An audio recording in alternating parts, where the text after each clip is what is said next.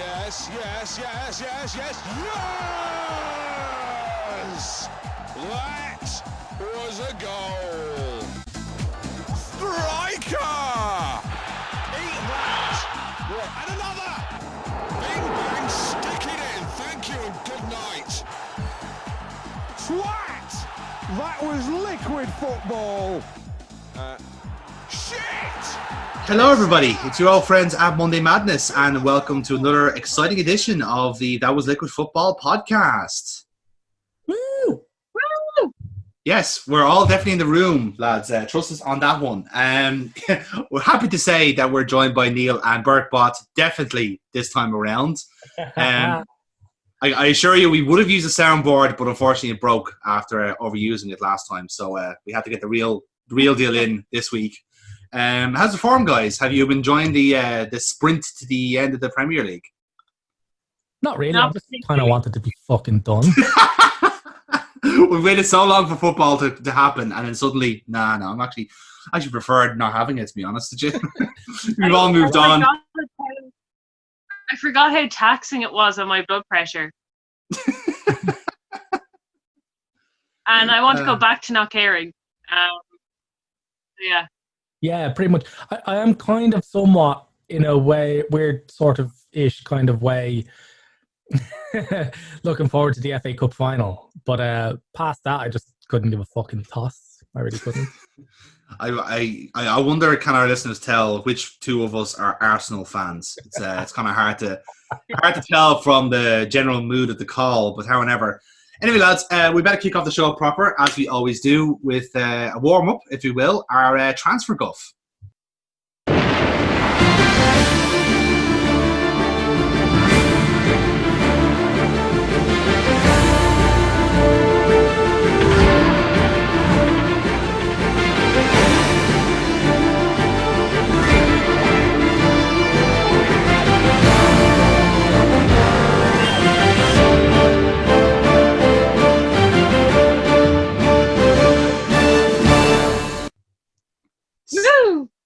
So, I've got a special theme round this time, which is all about our promoted teams, or would-be promoted teams. So, if you're not familiar with the round, I picked two stories from reputable sources who are reporting on some sort of transfer rumour that could or could not happen. And then I have mixed in one of my stories from my FIFA save file. And it's up to my two colleagues here to distinguish the fake FIFA story from the real, almost definitely happening transfer rumours that are floating around. So, feature eyes on our top story tonight, which is about West Bromwich Albion. So, as you know, they secured promotion to the Premier League this week, and according to The Guardian, they're looking to secure some Premier League experience to balance out their relatively young squads. So, the two targets they've identified, actually, are both Irish, would you believe? They're looking to get Robbie Brady to bolster up their left midfield, and they're also trying to get some backup at right back because they just let go of their main right back, Nathan Ferguson, to Crystal Palace. And the top target is Seamus Coleman. So the Guardian reckon that West Brom are going to lodge bids for Robbie Brady and Seamus Coleman. That's that top story. My second story then comes from the Spanish press, preferably Marca, and they're talking about Fulham in this one. So you might remember last season, Fulham spent pretty badly in their promotion bonus, if you like, last time out. They had a lot of flops, and one of them was a fella called Andre Frank Zambo Anguissa, who signed for about £28 million from a French club. Now, he went out on loan to Villarreal over the summer, and on loan, obviously, and Villarreal want to make it permanent, and they're willing to give them £22 million for one of their massive flops because he's apparently impressed the club and their hierarchy during his time there. So that story million for Zambo Anguissa. Yes. Yeah. Real. Villarreal. Villarreal, yeah. Jesus, no, not Real Madrid. Fucking hell. That would be definitely fake. But no, it's Villarreal looking to get that loan move permanent for Zambo Anguissa. And my last story then involves the reigning champions of the championship. That's Leeds United. Very much on the way to the Premier League, and they're looking to get some firepower under their belt. And according to their own owner, Andrea Radrizzani, They are monitoring the situation with free agent and former PSG man Edison Cavani. He says that him and along some other very notable candidates are people that are looking to bolster their strike force with. So that story, if you were to believe their owner, is Edison Cavani to Leeds United. So couple that with the other two stories I mentioned, which is Robbie Brady and Seamus Coleman to West Brom, or Frank Zambo Anguissa leaving Fulham for good to Villarreal. So what do you guys think about those three stories? Cavani to Leeds has to be like some computer glitch in the PlayStation or Football Manager, whatever it was you were doing. Although Like, if it's real, it's a glitch in the fucking Matrix. I'm going to go with that as the fake. You go for Cavani to Leeds. My fake is the Seamus Coleman one, because Everton would be fucking nuts to let him go. Interesting. So, okay, you have your two shouts there. I can tell you that my first real story is the one that you didn't fall for, which is Marca. Apparently Villarreal love Zambo Anguissa so much that they're going to basically allow Fulham to get their money back on him. Don't ask me why. He's not that good. Apparently he's turned it right the way around. But there are rumours from fucking Market linking him with Real. Yeah. That's why I asked. So apparently he's turned around at Villarreal so much that Real Madrid fucking want him. That is very, very bizarre. If anything, that really sums up La Liga all of a sudden. But yeah, so that story is real. And my other real story involves Edison Cavani and Leeds United. According to the club owner, Radrizzani, he is considering tabling a substantial bid for Edison Cavani. Fuck off. Can you imagine that Edison Cavani on the bench because Bielsa still wants to play Patrick Bamford? That's just a work of art, isn't it? Like, it's so good. And yes, as Neil deduced quite well, my fake story was West Brom signing both Robbie Brady and Seamus Coleman for their Premier League return. So well done to you, Neil. You obviously sussed it out from the Coleman part. Yeah, there's not a chance not even Everton would get rid of him. I don't know, man. They're fucking idiots. They are. That's why I was hoping to fool you with that one, but obviously not. So, in any case, then that's a transfer go over and done with. So let's jump right into our triple dose of the Premier League rundown.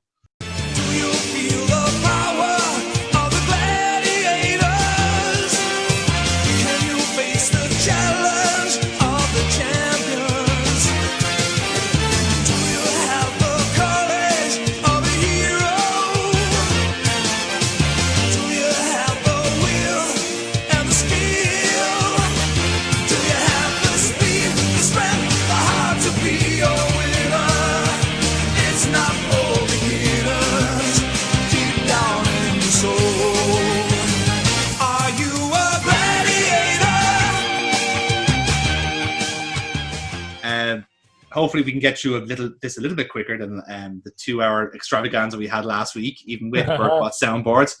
Thankfully, the league is starting to fizzle out a bit, so hopefully this is the case. The first match we're going to talk about from Matchday 35 is Burkbot's shout, which is Watford's win against Newcastle.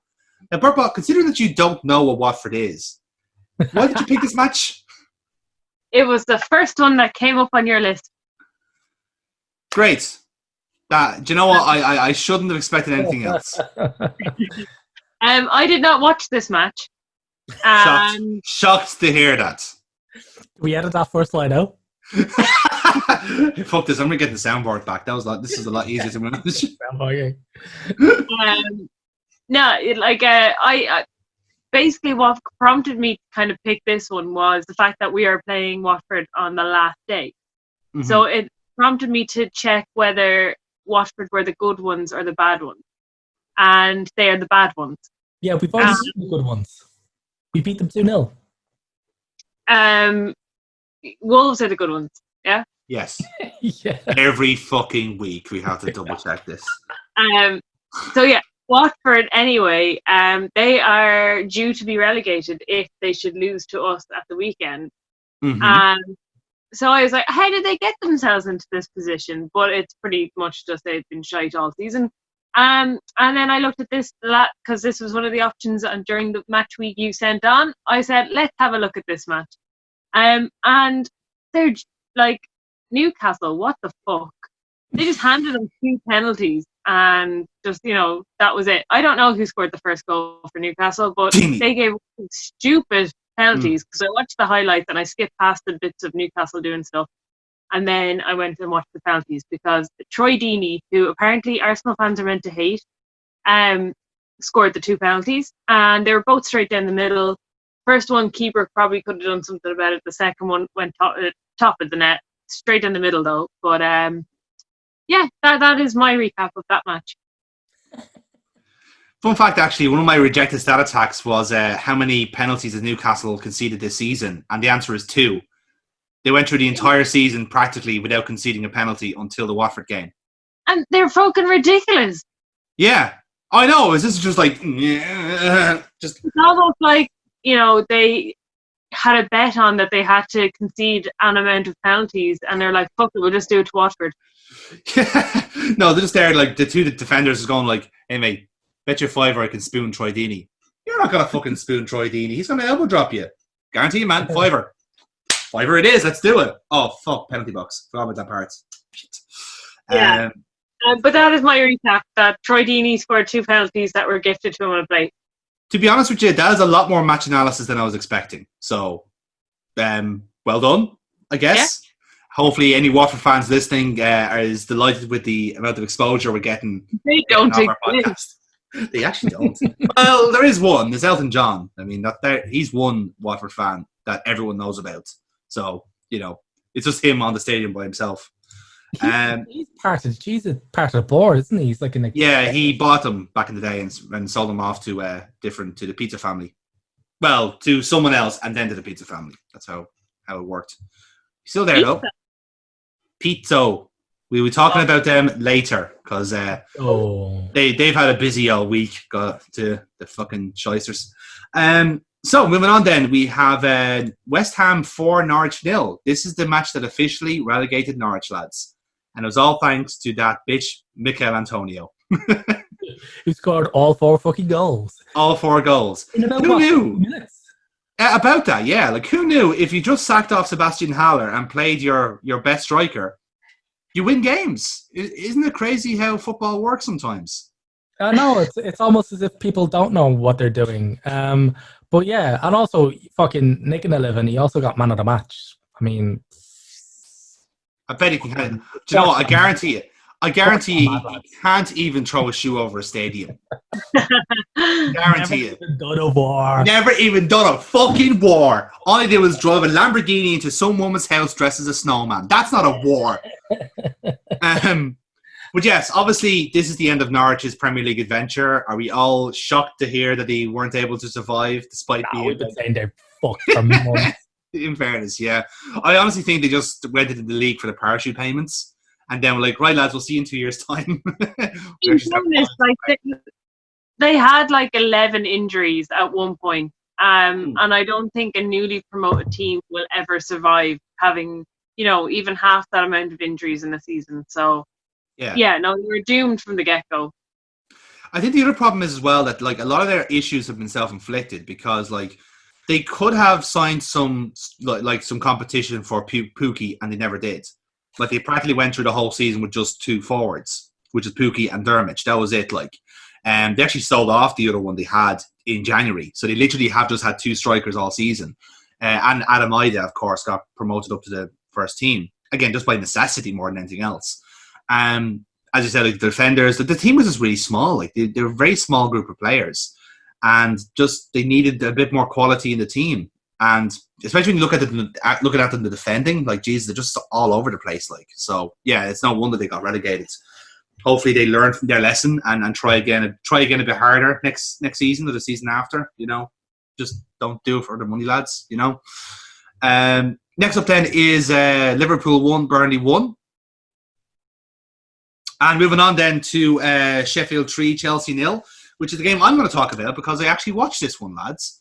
And I never thought I'd say this, lads, but Sheffield United are tactically superior than Frank Lampard.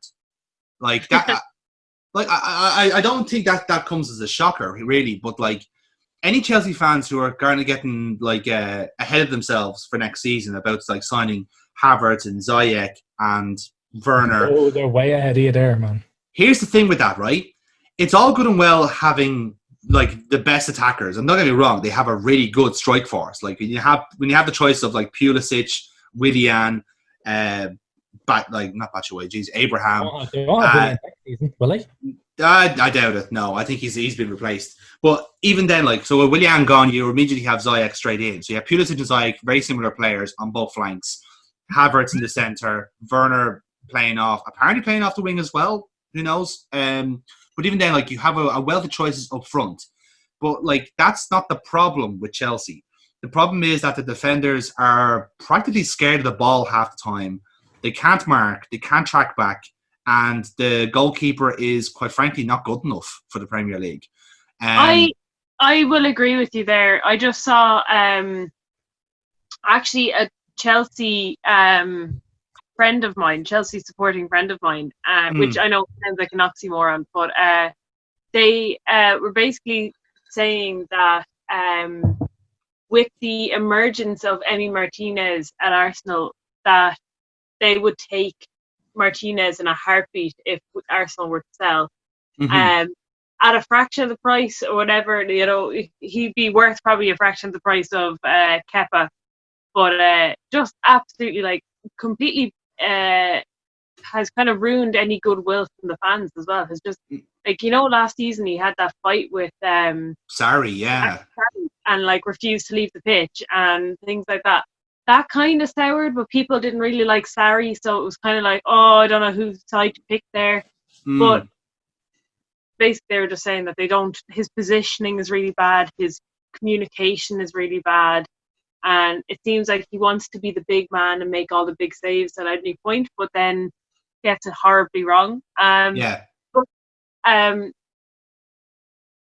It shouldn't throw stones, I suppose, being an Arsenal fan and glass houses and all, but we're looking slightly better in the goalkeeping department, whereas pretty much the same kind of issues as Chelsea would have.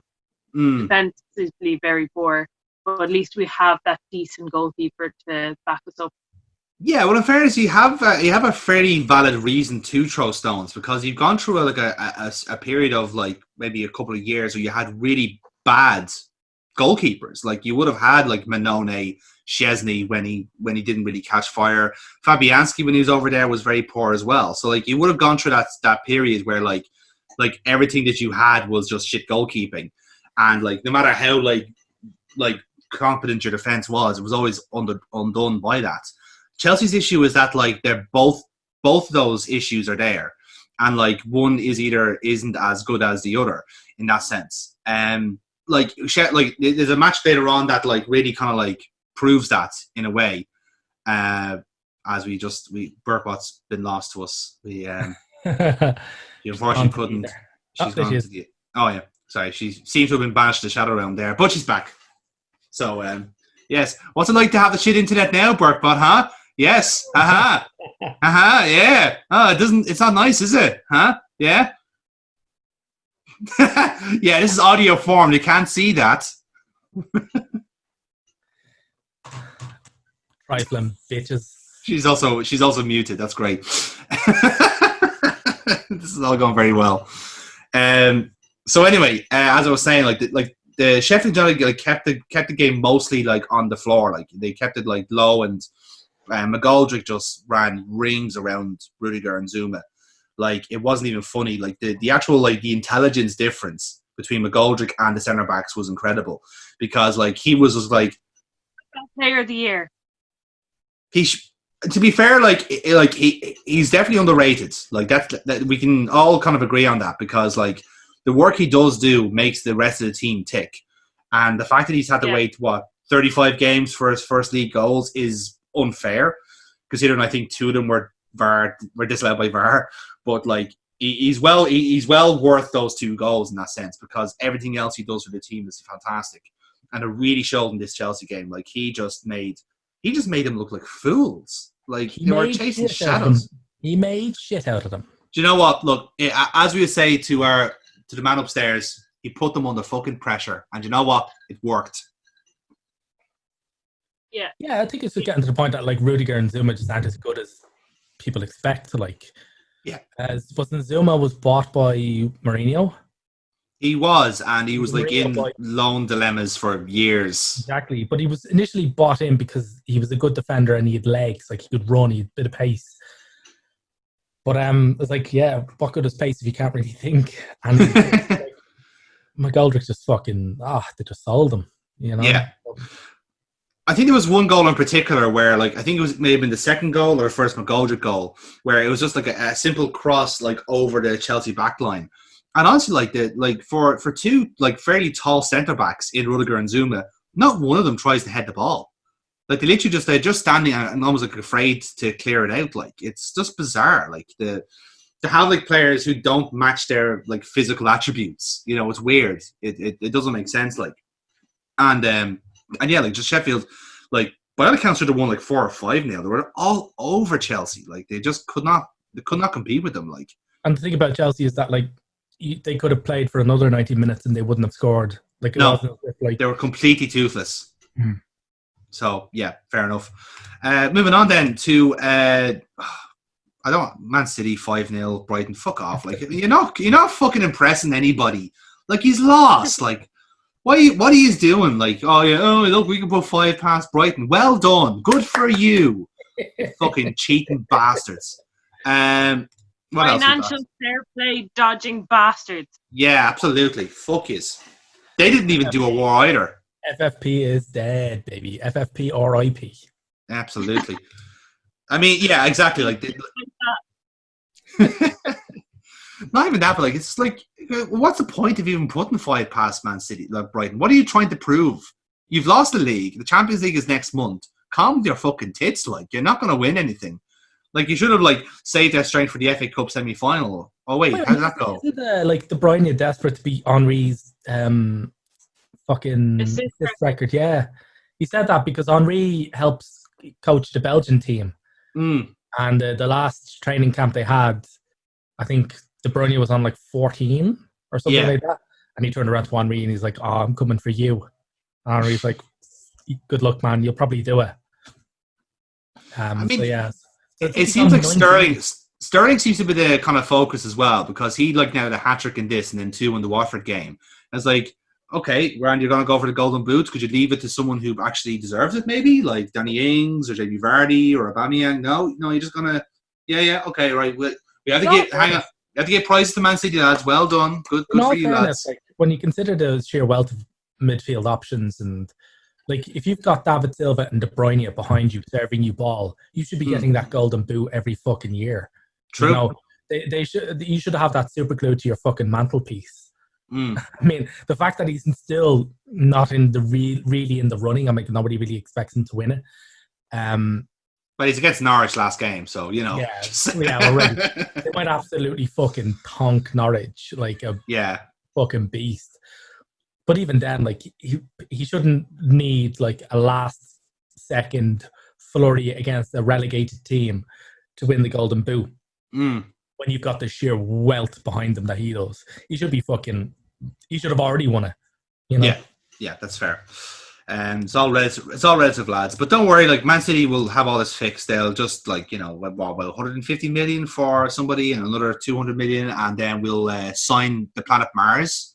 Yeah. And then that'll play for us instead. Yeah, there was the running joke when we beat them in the FA Cup semi-final was that, oh, don't worry, Man City will call in their lawyers and have the match overturned.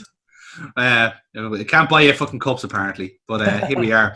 So yes, otherwise elsewhere was Wolves 3, Everton 0. This is a fun match to watch if you hate Jordan Pickford like I do, because holy shit was he terrible in this match. Like he nearly bungled a goal in. He's fucking awful. Like, yeah. I don't know if you want to like maybe discuss like in England's fucking goalkeeping options or something like that. They're looking fucking good. To be fair, you're right, because like Jordan Pickford was meant to be my COD this week, but I switched because something far funnier came across. But yeah, like I was going to have a conversation about that. How like Jordan Pickford for me isn't even in the top 5 English keepers. Like no, he is, but that just speaks to the kind of the darts of goalkeeping that is. That is in like he's not the top. He's not in the top 5. He's in the top 5 English keepers. He's not the top 5 keepers in the English league. Because Jesus Christ, he's just awful. Like he is really, really, really terrible. And this isn't just another fucking joy being at tiny arms. Like he's a fucking T-Rex. He's just his reactions are off. He can't keep balls out. Remember, I don't know if you hark back to our really early podcasts when Joe Hart was on the fucking way out. Yeah. And this is actually quite poignant because it was Pickford who replaced Joe Hart in the England setup. Now, Hart was starting to go out, not when he wasn't getting the balls, because sometimes that'll just happen to you. A guy will fucking top in it, or he'll rocket it into the roof of the fucking net, and you're looking at him going like, I'm not getting in the fucking way of that. The problem, how you knew Hart was on the way out, was that he was getting the balls, but he wasn't keeping them out. So he didn't have the hand strength really to keep them out. And that's starting to happen with Pickford. It's actually also starting to happen, you'll see it with De Gea as well. I was about to mention that, yes. Yeah. De Gea, I was looking at some of the De Gea fucking howlers he was letting in, and I was going, oh my good God, this is the guy considered one of the best on the planet? Like, can I just jump in there with a genuine question there, Neil? As a goalkeeper, is that a thing that has to be worked on, like something keeping that hand strength, or is that something that you just goes and you don't have it anymore? It's got to be worked on. You know, I mean, that's what your goalkeeping coach is looking at. Your goalkeeping coach would be looking at. Actually, with De Gea, it's something slightly different. With Pickford, yeah, it probably is just like arm strength. Maybe he's got a lingering kind of shoulder niggle, and he can't really extend himself that way. Maybe there's something wrong with his elbow, and he can't get his kind of upper body behind his hand for parlance, and that he can't get his body weight behind his hand and keep it out. Or maybe sometimes it could be a technique. Lots of goalkeepers, you'll see them nowadays where when they attempt to save a ball, they don't save it kind of head on, like dead on. They're not looking to stop the ball dead. They're actually looking to kind of parry it around the post.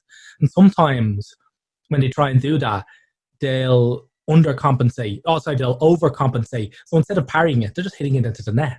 It's just going off of them because they've got the angle's too shallow and they're not getting it because they're so afraid of saving the ball and spilling it and then just having the guy right in front of you. But for me, that was never really much of an issue because like if I had to go full stretch to save a ball and it bounces off of me, dribbles 5 yards and the guy puts it in, nobody's looking at me to point into the defence. You know, I'm looking at the You've done your job. You've done a shot stop. Exactly, that's your job done. Yeah. With De Gea, it's something slightly different. De Gea makes a lot of foot saves.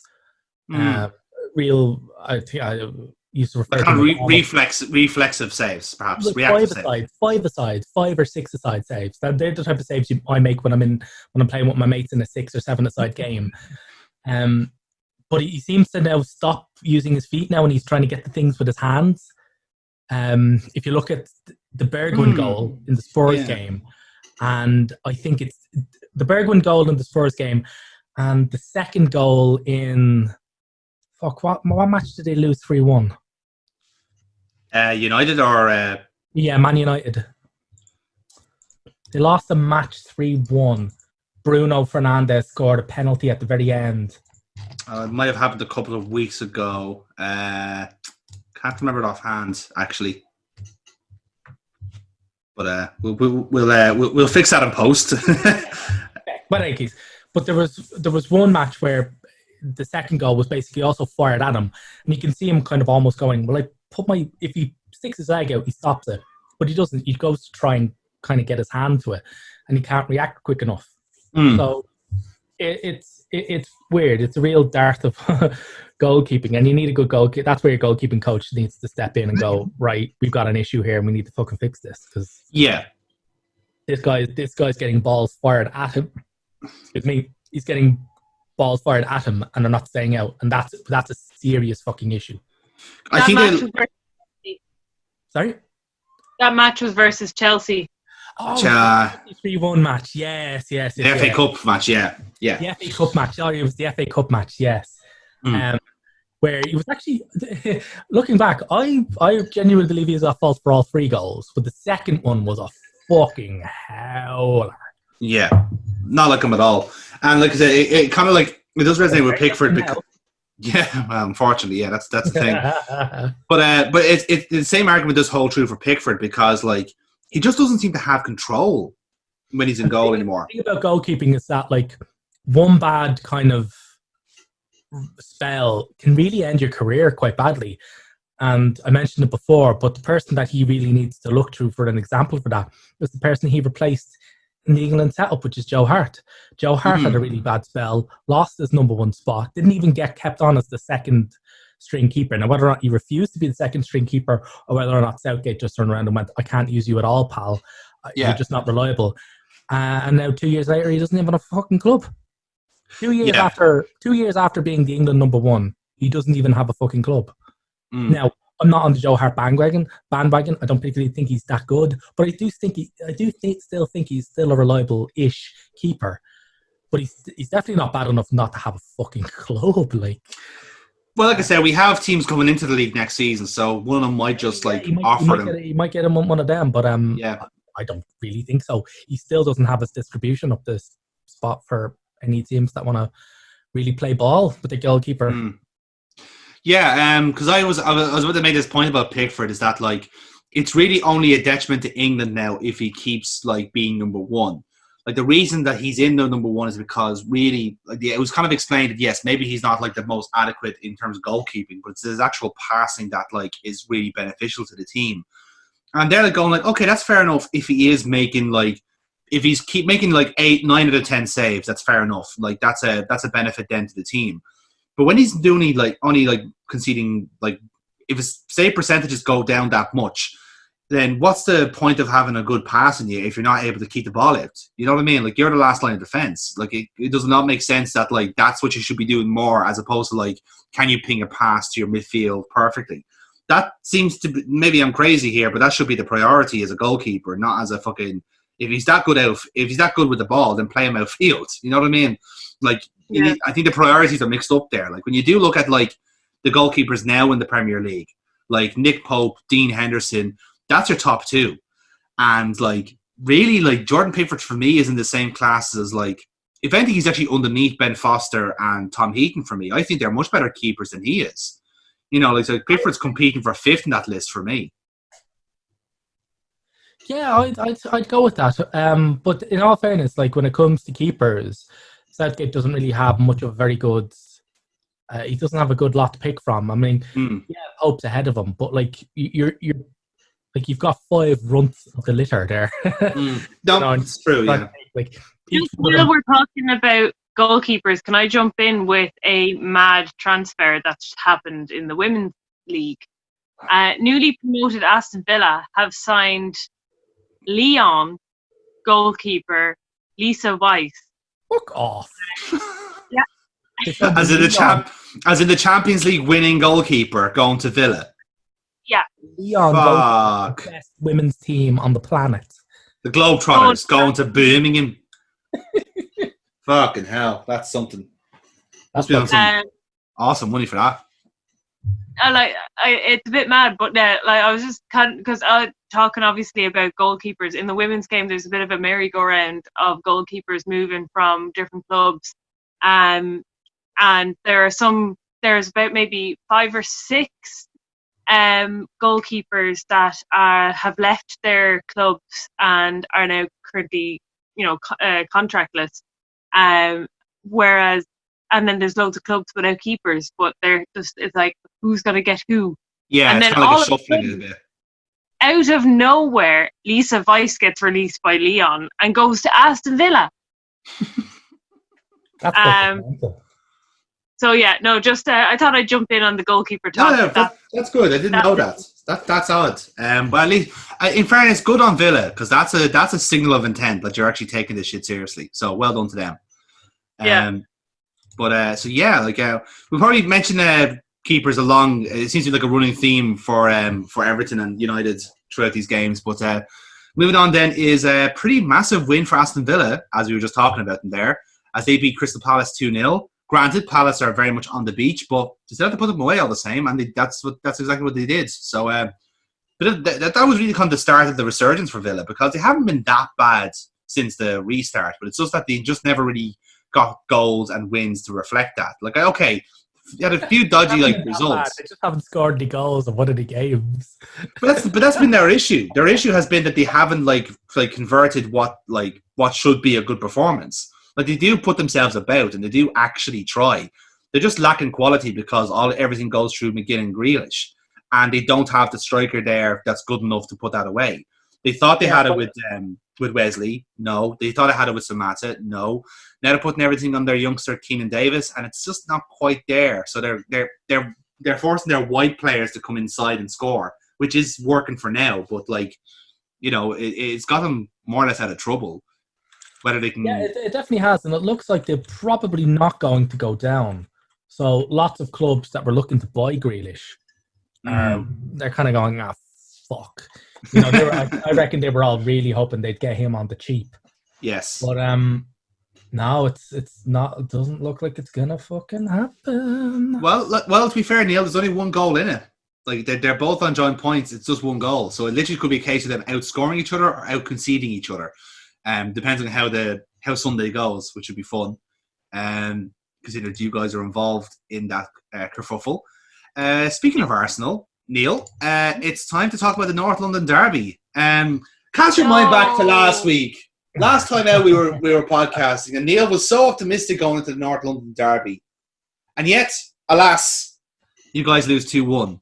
Well, in all fairness, it was the most optimistic. When you consider the week of games that we had, it was the only match I was somewhat optimistic about, because basically in the space of a week, we were going to have to play Spurs, Liverpool and City in a FA Cup semi-final. Yes. So, out of those three, which ones are you going to have? Spurs were on the down. They just had a fucking torrid game, 0-0 game, where they didn't have a single shot on target despite fielding 7 attackers. It was dire Mourinho ball. And I was thinking, look, these cunts are here for the taking. And they weren't. They weren't, but I was right to think that. On the other hand, do I consider it to be a bad week? No, it wasn't a bad week, because we wound up beating fucking Liverpool 2-1 and beating City 2-0 in 2 comprehensive great games. Although we came crashing back to earth like the fucking Soyuz. Yeah, we'll get on to that. Don't worry. So, in all fairness, what was funny about this game was that afterwards, looking at the press reaction, because normally North London derbies, they come out of the woodwork like fucking termites being in a kicked plank of wood. And but most of the reports about this game were, how did the North London derby come to this? Because if you think back, North London derbies, they were tense affairs. There was always a lot on stake. There was top 4, maybe going top of the league, all this type of shit. It was very rare. Or it was just Arsenal asserting their dominance over a fucking miserly other team. That's just it. What we had in this North London derby was a team that was 8th facing a team that was 9th. Neither of them really looking competent about getting into Europe. One of them now not going to do it. Well, might still. But in any case, even then, still now. Neither of them really looking at getting into Europe. One, a team in utter disarray, and the other was Arsenal, who are we're in our second manager this season. Third manager this season. So yeah, we're on our third manager in one season, coming off of having the same manager for 22 years prior to last season. And this is terrible. When you consider, right, that this was a match between last season's Europa League and Champions League finalists. Yeah. It was a fucking dire affair. Lit up only lit up by a fantastic goal in the 16th minute by Alexander Lacazette. Now, we often use the phrase, he cunted the ball. But my God, he hit this ball like he was Tony Soprano and it owed him money. To be fair, yeah, even when I was looking at it, went ooh, when you kind of that, you got the hand wiggle. You're like, Jesus Christ, as if you're almost feeling sorry for the ball. We're just there, just like starting to get vapors. It's just like, oh, nice. I love that. But, I love those like, type of goals. But even then, like prior to that, it was a fucking dire match. Absolute shite. Didn't really look like anything. Like I didn't know where the fuck Lacazette was even running. He was kind of running in the vague direction of the Spurs goal, and decides rather than try and get around 6 Spurs players, he's like, fuck that. I'm 30 yards out. Yeah, whack it. And then he blasts the top corner. And then I'm thinking, great, you know what? We're on top now. Just strangle it off. Even a 1-0 win, I don't give a fuck. We need to win this game. Give us those 3 points. Choke them off. It's Mourinho. They've set up for a low block. So now they have to come out to us. So just don't fuck up. What do you do? 3 minutes later, Kolasinac attempts to pass to David Luiz, but instead passes it to the altered double image that he often sees of David Luiz, which is a good 5 yards to his fucking right. Luiz can't get back in time. Son is right there, and he just dinks it over Martinez. That was 3 fucking minutes later. And then a tedious game of kickball happened until fucking shy corner, you know, where all their viral of all fucking people just nodded one in from a corner. But all the viral marked by Kieran Tierney, who's not the tallest and not the most the strongest person there. Like, you know, exactly, bit of a mismatch there, lads. If anything it needs to show, we still need to work. This actually, out of this match, the stat came that we've conceded 46% of our goals against have been conceded directly from set pieces. 46%. I think like the only worst amount of conceded goals from set pieces is from Norwich and Aston Villa. And Chelsea, I believe. And Chelsea, Chelsea. So Chelsea are very bad at set pieces too. So for everybody laughing at people hiring set piece coaches, like specialist set piece coaches, this is why. Like when you're shipping 1 in every 2 goals from a fucking set piece, get a set piece coach. Yeah, this is why people slagged us off for hiring in a throw-in coach. Which, you know why? Because we realised the one thing we were losing possession in was throw-ins. So we got someone in to teach us how to keep the ball during throw-ins, and then he showed Joe Gomez how to do his secret sensei fucking like Rory Delap technique, which he doesn't really do that much, really. But even still, this is the reason. That's the type of like nuance you need to apply if you're going to reach the next level. You know? Yeah, absolutely. But I think on the North London derby there, like I was listening to it. I was on my way home listening to it, and the stream out.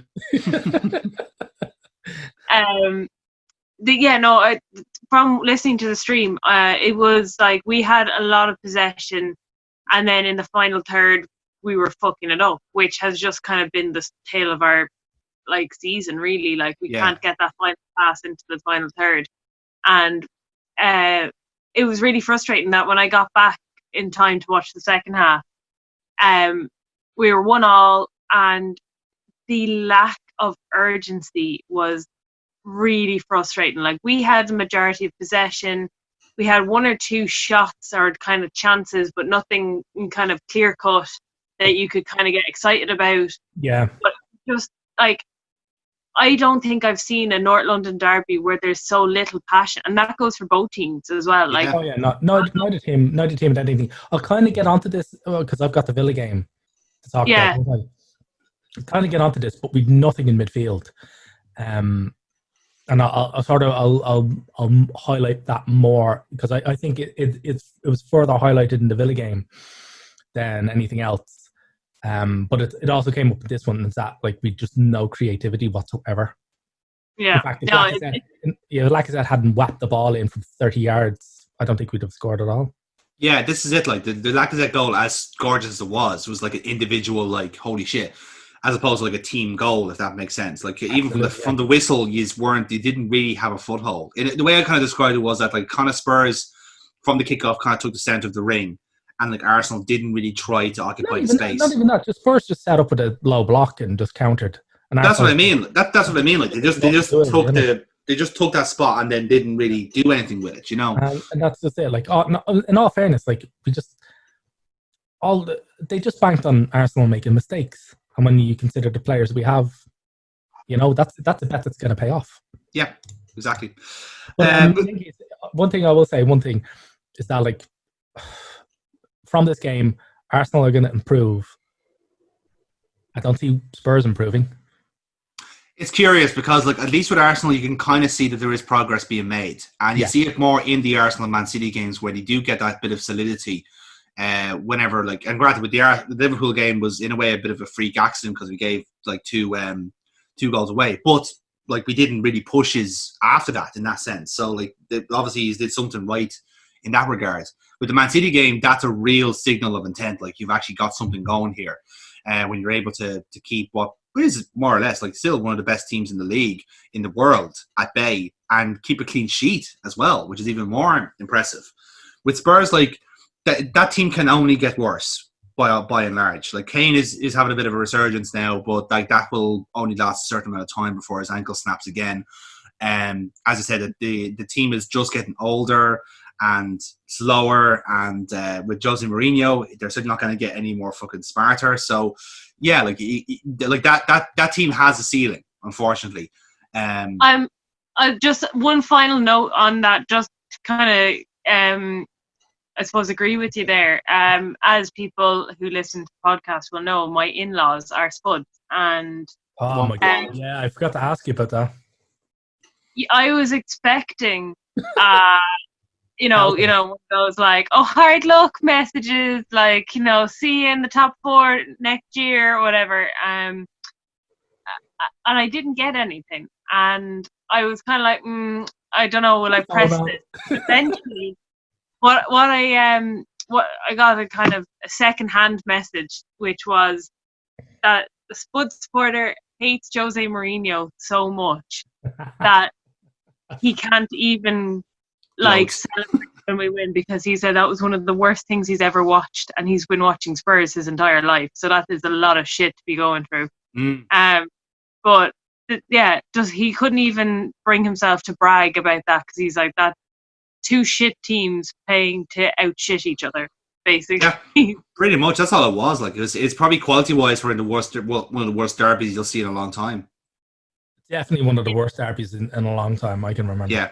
Yeah. Anyway, moving on then from that unpleasantness is Bournemouth fighting back shockingly with a 4-1 win against Leicester. Very weird game. This Leicester didn't really. They took the lead. And then suddenly just everything went bad. So like Bournemouth got a penalty, and then they got a goal. They scored a goal initially, and then when someone was trying to get the ball out, Soyuncu gave him a kick up the arse and got sent off, which is such a baffling thing to do. And then Schmeichel conceded a penalty. Schmeichel had a really bad game in this, actually. He was at fault for all 4 of the goals, really, which is not like him. And they're just such an odd game from Leicester. Like they just didn't look right, and Bournemouth just put goals past them, which is again, like I would say it's a factor, but like the goal difference is not going to save them in this sense. Like they're either going down now or they're going to somehow beat Everton. That's the only way to survive them. But I will say Solanke actually showed how good he could be. The first goal was a bit of a bumbling in, but the second goal he fucking nutmegs Michael. Which is then you can see Eddie Howe going like 19 million, well spent. And then everyone's going like, are you still fucking here? I totally forgot he existed. I think that's what like Bournemouth were planning on. Well, Leicester forgot that Solanke existed and then got 2 goals against them. Didn't work the next match day or the match day after, but it was that initial 3 points and 4 goals. That's what they were building on. But yeah, like it was a pretty weird match day all around, considering that like all the relegation candidates, if you like, all won games. So like West Ham were safe, Brighton not so much, but like Watford needed a win, they got it. Villa needed a win, they got it. Bournemouth, holy shit, did they ever need that win? So like everyone suddenly basically mocked Norwich for being shit and won at the same time. So it makes things very interesting going forward. The last match of that match day then was the 2-2 draw between Man United and Southampton. Thank you, Michael Obafemi, for making the Champions League race very fucking interesting indeed. Considering that this was looking, by all accounts, to be like, are Man United shaky? No, they've actually got good strikers, and they didn't really press on, and then they got punished by not knowing how to defend. It's a very similar story to Chelsea, except like Chelsea seem to have like, United seem to have a little bit more defensive cohesion, but I think that's just because they don't have the likes of Rudiger and Zuma in charge. Well, it's still not a great choice, though. United have worse defenders. Like, Maguire's got to be the biggest £80 million sack of shit I've ever seen. He's fucking terrible. And De Gea is now not up to scratch. But when he gets outside of that, the defense is terrible. Like, they're not going to challenge ever for the top four. Like, Fernandes can only claw that ragtag shite bag of players so far before they're like, we have to improve our defense and potentially goalkeeper. But it's awful. Like, they're not going anywhere with that defense. Yeah, you actually did see it in this game though as well, because like Obafemi was like being clung onto by Bailly, I think it was, for the entire sequence of the corner. And by like Obafemi, all he does is that you just like move back away from the danger zone and then like drifts in then for the on the far post, and nobody tracks him. Like, nobody pays attention to the striker who might score a goal. Like, dude, like, take a hint. He's running in and gets his foot in. Like, that's basic. Man mark. It's easy, you know. But like I said, it's pure like I don't know if it's because it's like Solskjaer and Lampard, who are two attacking coaches. I just don't know if they do just enough defensively for that to work. Because I was kind of making this argument to a Chelsea fan I know, and like I was saying, like he's saying like, oh, we need to sack off the defenders and goalkeepers, get new ones. Like, yeah, but that works. That can work sometimes. Sometimes it's just because you're not coaching. Goalkeeper they spent £70 million on. This is the point I was actually making. Was that like, listen, like you've spent enough on these players. You have to work with what you have. You have to teach these boys how to defend. That's why you bought them, because they either are good defenders coming in, or physically they're like able to do it. So like if you're not coaching them on how to do it, then you can't you can't blame them for letting in goals. You know, like you're the coach. You have to work on it. You know, it's all good and well having shiny things up front, but there's no point doing that if you can't defend the lead. And that's kind of the story of United and Chelsea at the moment. There's at least like roots of improvement in United and Chelsea, but like if you're gonna compete for titles next season, look at the back of the team. That's what you need to improve on. Never mind your attackers. You know. Matchday 36 then was a pretty drab affair for everyone involved. Chelsea beat Norwich 1-0. Very little happened in that game. Spurs beat Newcastle 3-1. Again, a fairly routine win. Burnley beat Wolves 1-0. Sorry, they drew 1-0. And that's all we say about that. Man City then beat Bournemouth 2-1. Bit of a scary moment at the end for Man City, but otherwise nothing. Then we move on to the games that we are going to talk about, which starts off with Burkbot is going to tackle the Arsenal-Liverpool game, which, as we mentioned earlier, went quite well for you guys, considering. Yeah. So I was at my own training session on the night of this match, and my coach, being a Liverpool supporter, made me do extra sprints for daring to wear an Arsenal jersey to training. And I jokingly said, I was like, oh, you'll regret doing that, lol, because, Arsenal are going to lose, And then he refused to talk to me at the next training session. Funny how that works. It was I was fully expecting to lose this, something ridiculous like 5-0. I absolutely went in with no hope whatsoever. I cannot stress this enough, how much I thought I would lose this match. And in every statistic bar goals, I think we did lose. We had 3 shots on target, we had 3 shots, 2 of which were on target, compared to Liverpool's 24 shots. No, all three were on target. We had no shots off target. Really? Yeah, all 3 were on target. Clinical, lads. We had 33% possession. But it was actually, like, this wasn't. I didn't feel when I was watching the match. Obviously, I was looking at my heart rate. I think I might have messaged you. It was 108 or 118 at some point. And I was just like, my watch was giving me notifications of like, we're not getting any movement from you yet. Your heart rate has spiked. Are you okay? It was 118 because I thought, Jesus Christ, that's twice. That's like twice a second. Yeah, that's that's not right when you're watching a fucking match, not even playing it. But yeah, no, we were. It was just, but in fairness, looking back at it, and I did rewatch the game because I felt like I was too panicked to take in anything that was happening. Of course. And when I went back and I looked at it tactically, kind of like knowing I didn't have the stress of not knowing what would happen, the marking and the defensive block that we put on was very well executed. And you could kind of see that, knowing again with hindsight what happens in the next match that we play, that very much played into our next game against Man City. But the tactics of like the blocks that were being put in, the shadowing of players, like people were properly being man marked out of the game, which like Salah, I really, really rate Salah as a player. Like, I think he's fantastic, and he's been fantastic for you. And I think Chelsea were ridiculous to let him go in the first place. But Kieran Tierney had him in his pocket all game. Like Salah, couple of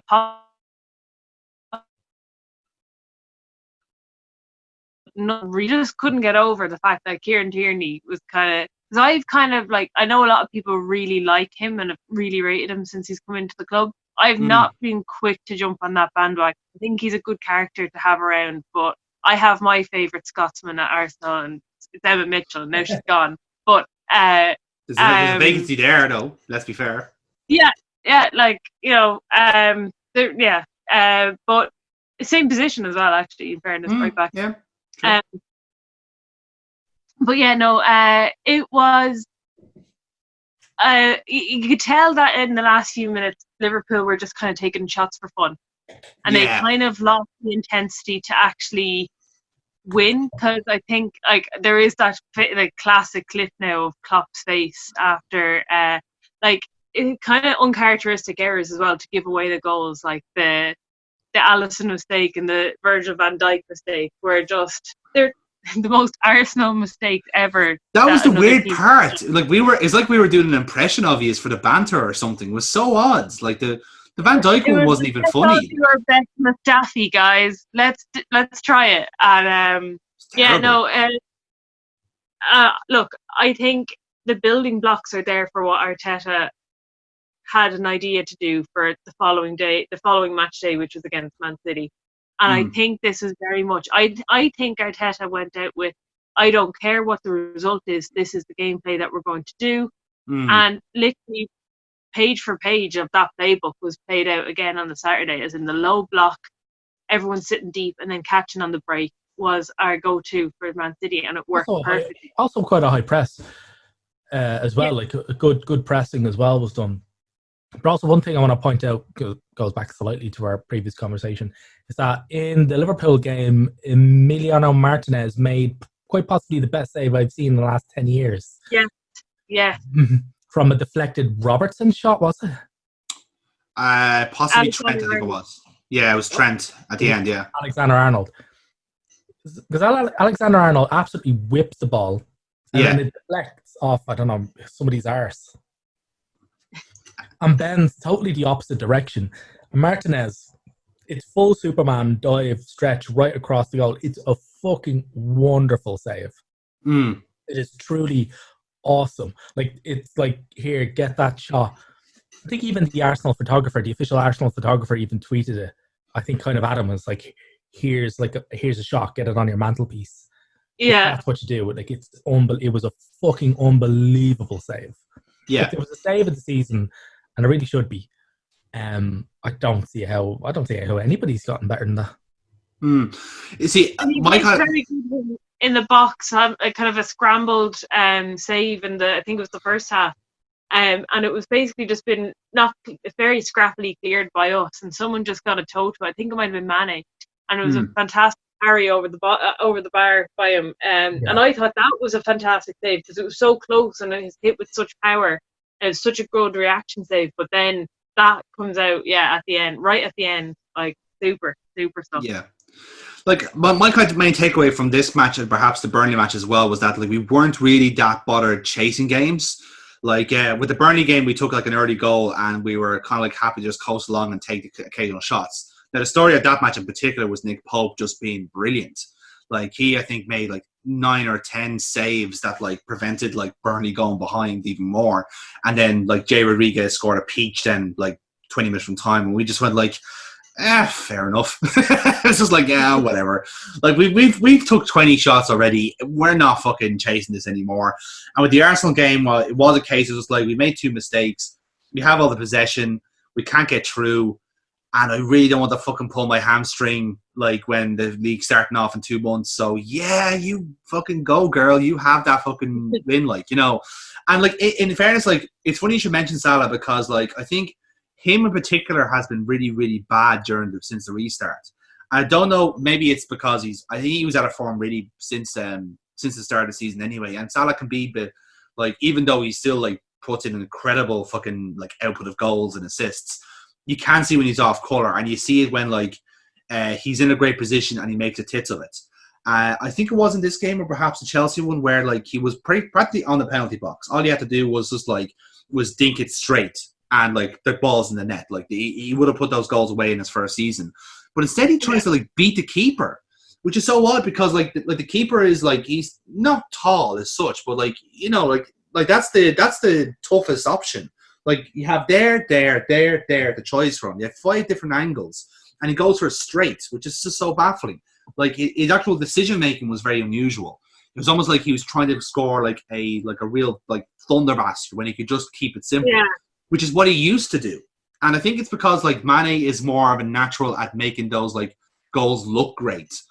I think Salah tries to like, kind of outdo him a little bit, which is it's a nice friendly rivalry to have. But at the same time, like if this was an actual like life or death situation and the title was still in the balance, like people would be throttling Salah to get those through. And in that way, I think that's what Klopp was more like jaw dropped out of, was that like, you know, him and his team were doing so well to like keep the concentration levels up, because let's face it, we've never had a team that's gone on this long as champions and still try to put the effort in, you know. So it's like, so in a way, like how psychologically can you keep a team like that upbeat and focused and determined?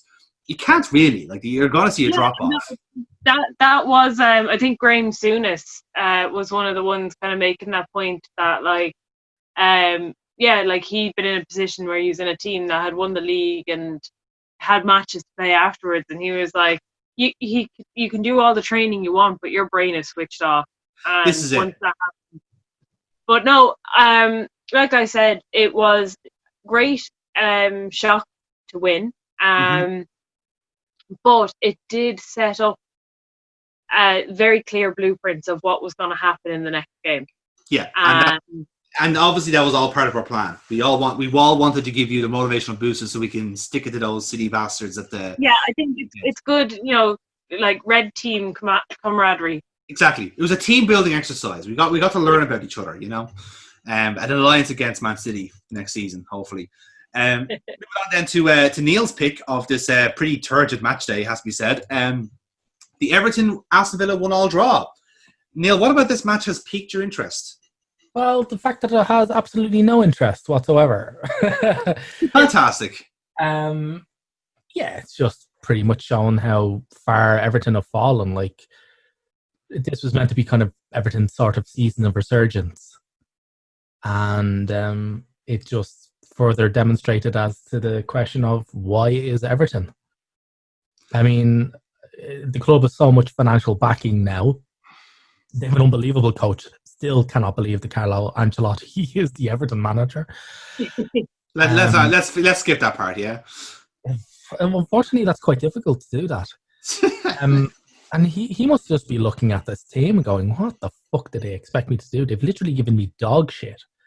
and they're expecting me to cook them like a fucking, Michelin star meal. And it's so mad that every single pound they seem to spend just goes completely awry. Like they can buy anybody and they'll just turn to crap the instant they get onto the fucking Merseyside.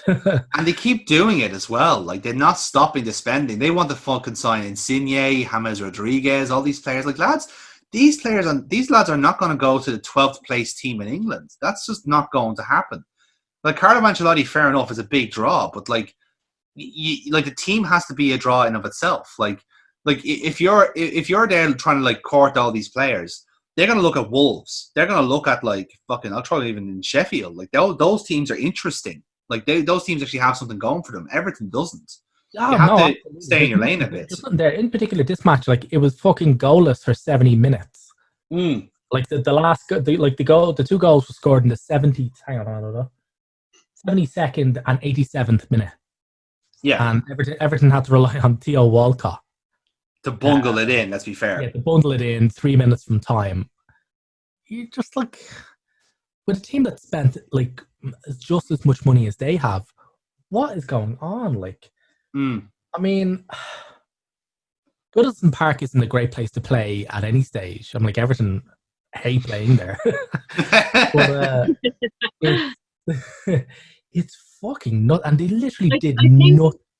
It is collectively agreed that the worst match of this terrible, weird season don't talk about it. Arsenal Everton match before Christmas, which was Lundberg's last match. Arteta had been signed, but he hadn't taken over.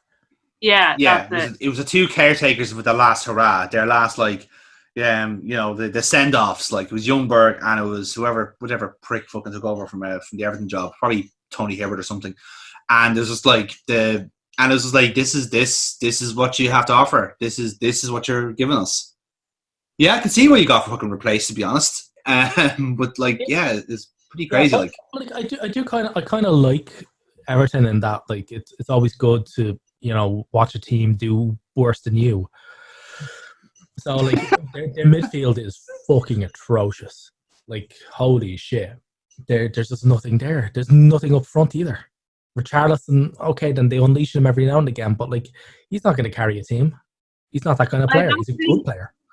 I'd like to say I'm surprised at Iwobi's lack of doing anything this season for them, but he was such an inconsistent player for Arsenal, and then going into an inconsistent team like Everton, I think that's like making him quadruple as inconsistent. Yeah, it's multiplied it. Yeah, like I think it's an exponential thing. Like, people are saying like, with Arsenal's lack of attacking down the left, whoa, should we have gotten rid of Iwobi? I'm like, look what all the nothing he's done at Everton. Why do you think he would do more at an inconsistent Arsenal team? But yeah, like they are funny to watch when you're not a supporter, and I feel like that's. I don't want to become the Everton. I don't want Arsenal to become the new Everton. We won't. With Arteta, we won't. Yeah, with Arteta, we won't. Although I will say that this match is only noticeable for me for leading to quite possibly the funniest Twitter comment I've ever seen in my life, which is, I'm sure Tom Davis is shagging Carlo because that's the only reason he can get in the fucking team. That was probably an Everton fan saying that, to be fair. That's one of their boys. That's one of their own. Like, the team. Oh. It's just like he then goes on to make a number of comments about how if anybody's getting shagged by anybody, it was Everton getting shagged by Arsenal for pulling their pants down over the obscene fee we got for Iwobi. And you know what? It's going to happen again this summer. They're gonna sign somebody for exuberant money.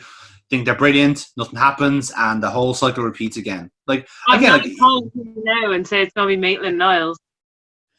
To be fair, that would be a lot more conservative than what they've normally been doing. Now, I've heard of Niles. I think he's off to Bromley. I've heard, but again, don't quote me on that. They're apparently interested, but yeah, like it's hard to say with them, to be honest. Like Everton, are I think the most delusional club in the league, and I'm not saying that because I'm a Liverpool fan. I'm saying that because they keep spending like way too much money and expecting results. Like they're literally doing, it's insanity. They're literally doing the same thing, expecting different results. I mean, like we've been saying this actually on this podcast now for quite a while, that Everton are running to stand still, and every now and again it will collapse in on them. You know, you can only prop a club up with delusions and cash for so long before like you're gonna have to do something with it. They're really close to like infraction FFP, and the only thing that's actually saving them is because they're privately owned. But like their commercial output is not matching what they're spending. And I think they made loss of about 110 million last year. Yeah. And that was because he signed like the Sigurdsson and Wobie, all them. And they're not getting the money in to prove it. Like they don't have the same fan base. They spunked like 150 million quid down the drain. Yes. And they have. And the reason is because of the new stadium as well. They're trying to do it on the Bradley Dock Stadium. And like that's a big down payment as well. And you're trying to spend like you're spending money on a new stadium, but then also trying to like spend like bucket loads on players. Like you, for a team that size, you can only really do one or the other. You can't do both. That's insanity. You know, eventually the bubble's going to burst there, unfortunately. Moving on then to the other games from the fixtures, we have Leicester 2, Sheffield 0. Leicester very much needed this one to keep in the hunt for Champions League, which they fucking bottled. Let's be honest. Like Leicester have really fucked this up to let Chelsea and Man United back in. Southampton and Brighton drew 1-1 in a technically a South Coast derby. So well done, I guess. Well done for not having any fights. Palace were beaten 2-0 by Man United in a relegation loss for Crystal Palace. They have lost 7 in a row now, by the way, since the restart. That's the thing. Like I was kind of hoping Palace had pull something out of the bag to stop Wolves, and they've their next game as well is against somebody who was kind of threatening us for European spots. I know it doesn't matter now. Spurs, yeah. So I was thinking, like, Palace, surely they won't want to end the fucking season on an 8-match losing streak. But apparently it turns out they really do. They don't mind, really. They're not fussed, really, to be honest with you. They're getting absolutely stuffed like a fucking prize turkey by everybody who comes anywhere near them. Man. They're okay with that. They're totally okay with that. They're apparently okay with that. I suppose losing feels great when you're a multi-millionaire in your flip-flops. Yep, true. That's a mental image I didn't want to have for Roy Hodgson, but thanks very much. I don't even imagine. Why did you immediately think of him? Why him? Why of all the people associated? It's just the most incongruous person to have in flip flops. Like I don't even imagine he has feet. Probably has talons. Like owl's legs. Like owl's legs. That's what I imagined. It was just him in a Hawaiian shirt and just owl legs with a big varicose vein going all the way up. Like that's what I pictured. Yeah. And they're just like wobbling his way through Italian, like. Well, that's something I'm gonna have to draw now. Yes, please. Now. No, you don't. No, nobody. Jesus Christ, people. Just there, like Burfoot's trying to get like a good picture of like owl talons to get it. Like this is the weirdest commission I've done since last week. So yes, the last game then of the match day is the one I'm going to talk about, which is a 3-1 win for West Ham against Watford. The game that sacked Nigel Pearson and relegated Watford. That's my hot take here. I don't give a fuck what happens to Watford now, really, because they have literally fucked up their only chance of survival. Did you ever really give that much? How much of a fuck? Well, okay, yes, in relative terms, but for banter purposes, Neil, you have to keep Nigel Pearson in the Premier League. And the fact that, like, not only have they did not throw themselves over stadium. Absolutely, man. Like, what? Like, who's going to do that now? What? Fucking Hayden and Mullins and Graham Stack? Fuck off. If you're a wild dog in Romania, you're shitting it. if he takes a job at Steaua Bucharest, I would fucking. That would be brilliant. There won't be a fucking well-eyed dog within 400 yards of that stadium. But the thing about it is like Pearson was doing a really good job there.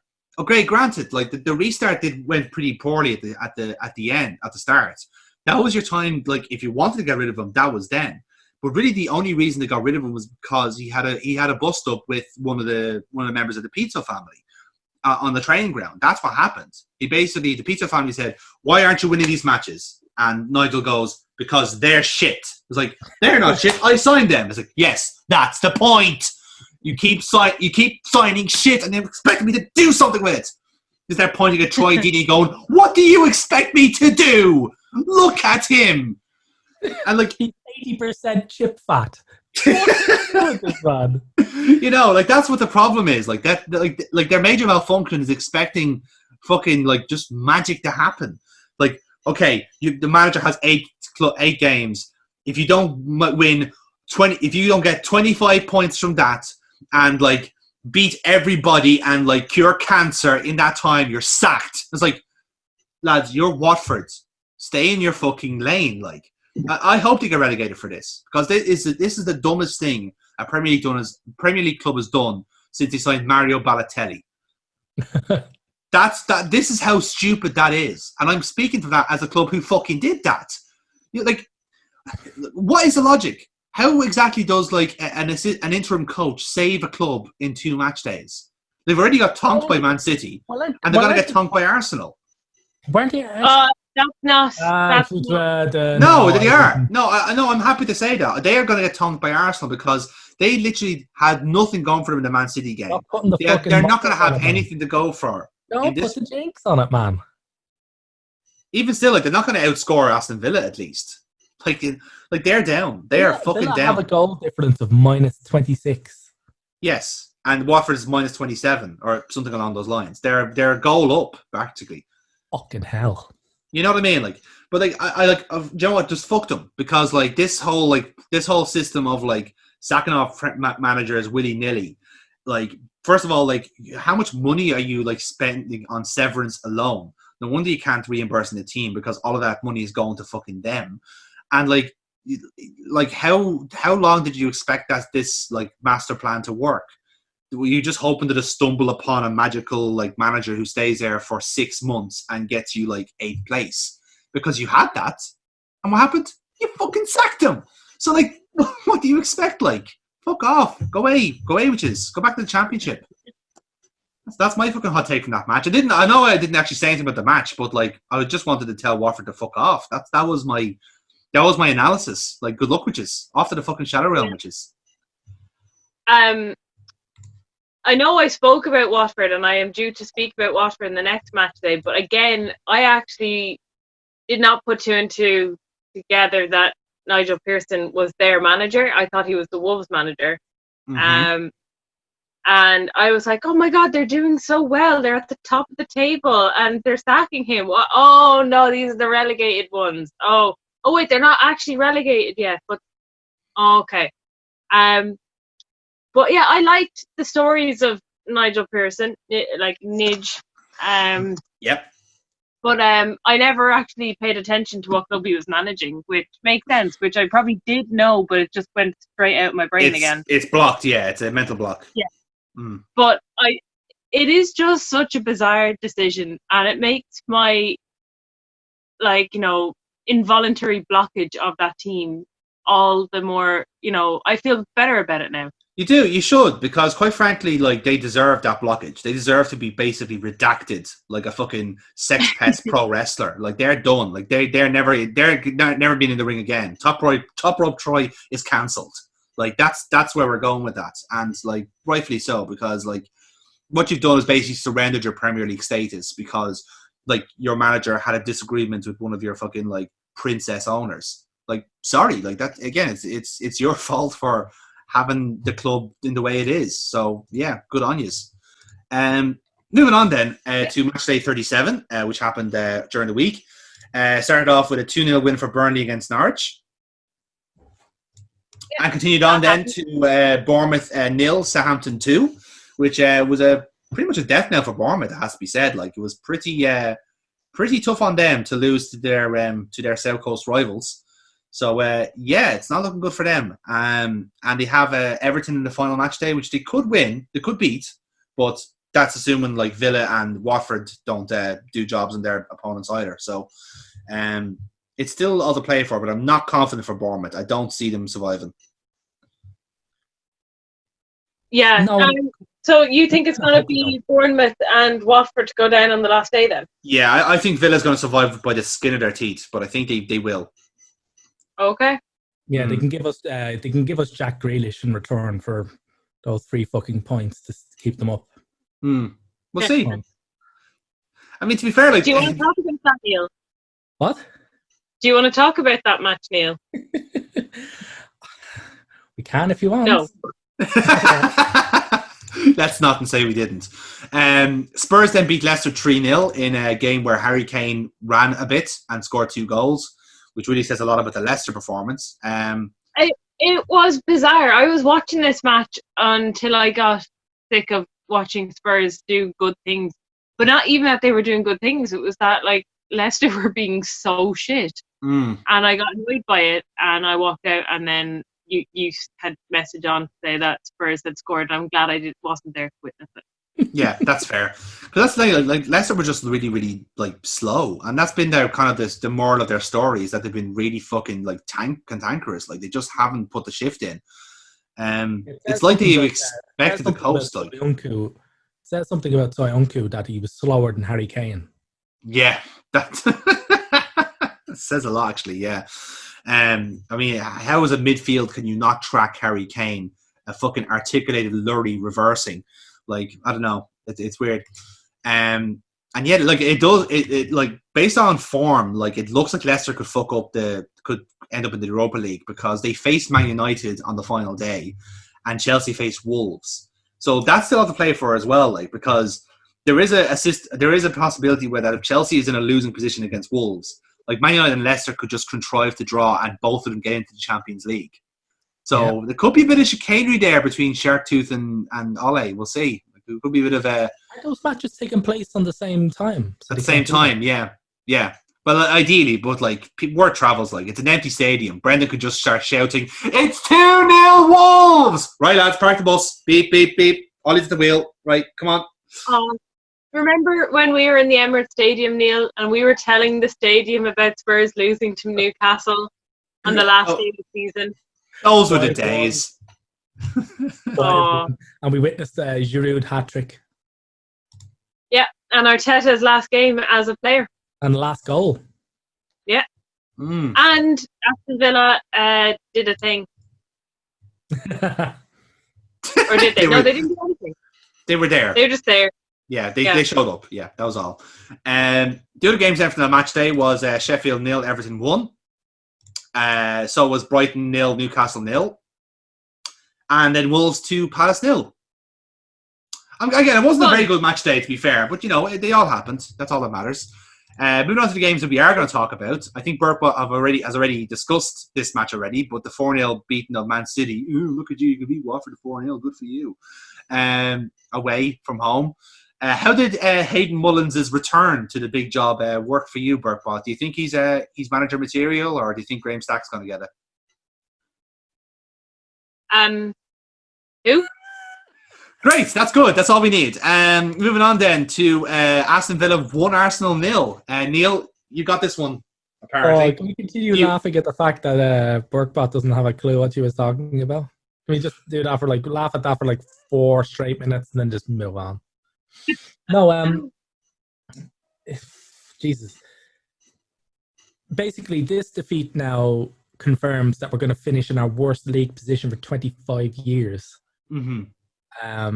Maximum of 8th, I believe, isn't it? Yeah. So we'll finish outside the top 7, which we haven't done for 25 fucking years. Mm-hmm. And you know, just to really hammer home how fucking crazy the season is, it might still go down as a great plus because we could win the FA Cup. I suppose it's a testament to how far that we've fallen. Yeah, it's a testament to just how far. I think James McNichols made a good point. It's a testament to just how far Arsenal have fallen in recent times. That beating City or Liverpool is actually a far bigger shock than losing to Villa. Yeah, that's a good point, actually. Yeah, we went for 90 minutes with no shots on target against a team that has a goal difference of minus 27. Now minus 26. So like, fucking hell, like they could have literally not fielded a goalkeeper, and probably we'd have been all right. We probably wouldn't have scored. And also, again, I've said this before as well. Like we looked like we could have played for another 90 minutes and not won. Yeah, we played with a massive low block. Yeah, we never looked like we were able to shoot again. Like, and it was fucking Pepe Reina in goal. I'm like, all it would have taken was one or two shots, and he's gonna fumble one of them. Yeah. Like, it's really frustrating. But as I mentioned, the last bit. I know I've put across email, but the lack of urgency was really, really frustrating. Like, Tobias has done really well for us in the last few matches, and especially against Liverpool and Man City, doing that chasing down, getting the ball, retaining possession, and then, trying to get a forward pass going. Every time he got the ball in this match, it was infuriating to see that he'd look up and there was no forward there. But yeah, exactly. So I was about to actually chime in. I was like, Ceballos was the only player who could walk off the pitch, bar maybe Martinez, because you can't really blame him for the goal because Trezeguet absolutely whapped it. It was just one of those goals he wasn't getting to. But like Ceballos and him, that's it. Everybody else can, like, you can't even really blame legs because there were 6 changes made. And so like, I just, what the fuck? Like, by the end, we had almost every attacker we had on the pitch, but there was no real plan. It was just, let's get people on and hope fucking something happens. And it was absolutely fucking terrible. And this highlights, as I mentioned before, the reason why I didn't talk about it through the 2-1 loss to Spurs was because this match highlighted it even more, was that we have no creativity in midfield. Yeah. Whatsoever. And that feels so weird to say about Arsenal, because we were the team that at one point I can remember us saying, even on this podcast, even as far back as when we were doing this podcast, we were a team that all we had were creative midfielders. Yeah. These are the types of players we used to fucking collect. Like, we were hoarding them like some fucking crazy cat lady. I was going, what the fuck? Like, we'd players like Nasri, all right, that didn't end well. Fucking Fabregas, Cazorla, fucking all these different players, Rosicky. What the fuck? Like, we used to have, like, literally nothing but creative midfielders. To the point where people were like, what are you hoping to do? Like, we were literally going for, I remember Pep saying that his ideal team was a team of 10 midfielders and a goalkeeper, who was also trained as a midfielder. So I was like thinking, he's mental. He must be stopped at all costs. Oftentimes you'd look at the Arsenal team and you're thinking, are we actually trying to do that? It's a test. It's to prove that is completely mental. Absolutely. And now we've got no players. We've no creativity whatsoever in midfield. The loss of Ramsey has really kicked the shit out of this team. Because I guarantee you, had he been in this team, had he been playing, we'd have won this comfortably. Nobody. I think that could be said for a lot of our games this season, where we've been crying out for a Ramsey-esque player. And I think at the start of the season, either it was pushed to us by, I suppose, social media, was that Ceballos was going to be this Ramsey replacement that we've been crying out for since we let him go for free. Fucking Emery. That just rots me. That is one of the things that I actually have not really recovered from as an Emery thing that happened, is that it's also not something the team have recovered from either. Yeah, like they didn't have a plan B for him, like practically. But there's nobody running from midfield to overload in the box. So like, even when we do get the thing about Villa is that all we did was just get out wide and sling in crosses. I was like, we don't has nobody told these guys that Giroud doesn't play for us anymore? Like, I was like, you're slinging in crosses, and fucking Nketiah is being marked by Tyrone Mings. Like, fucking little and large shit there, like, pal. Like, we don't have an aerial presence. Like, if you've got Giroud, by all means, get it wide and fucking winging crosses. He'll get one of them in. And then he'll score a goal. That was a sex joke, ladies and gentlemen. Very, very rude sex joke that I probably shouldn't have made, given that I'm currently holding my sleeping daughter.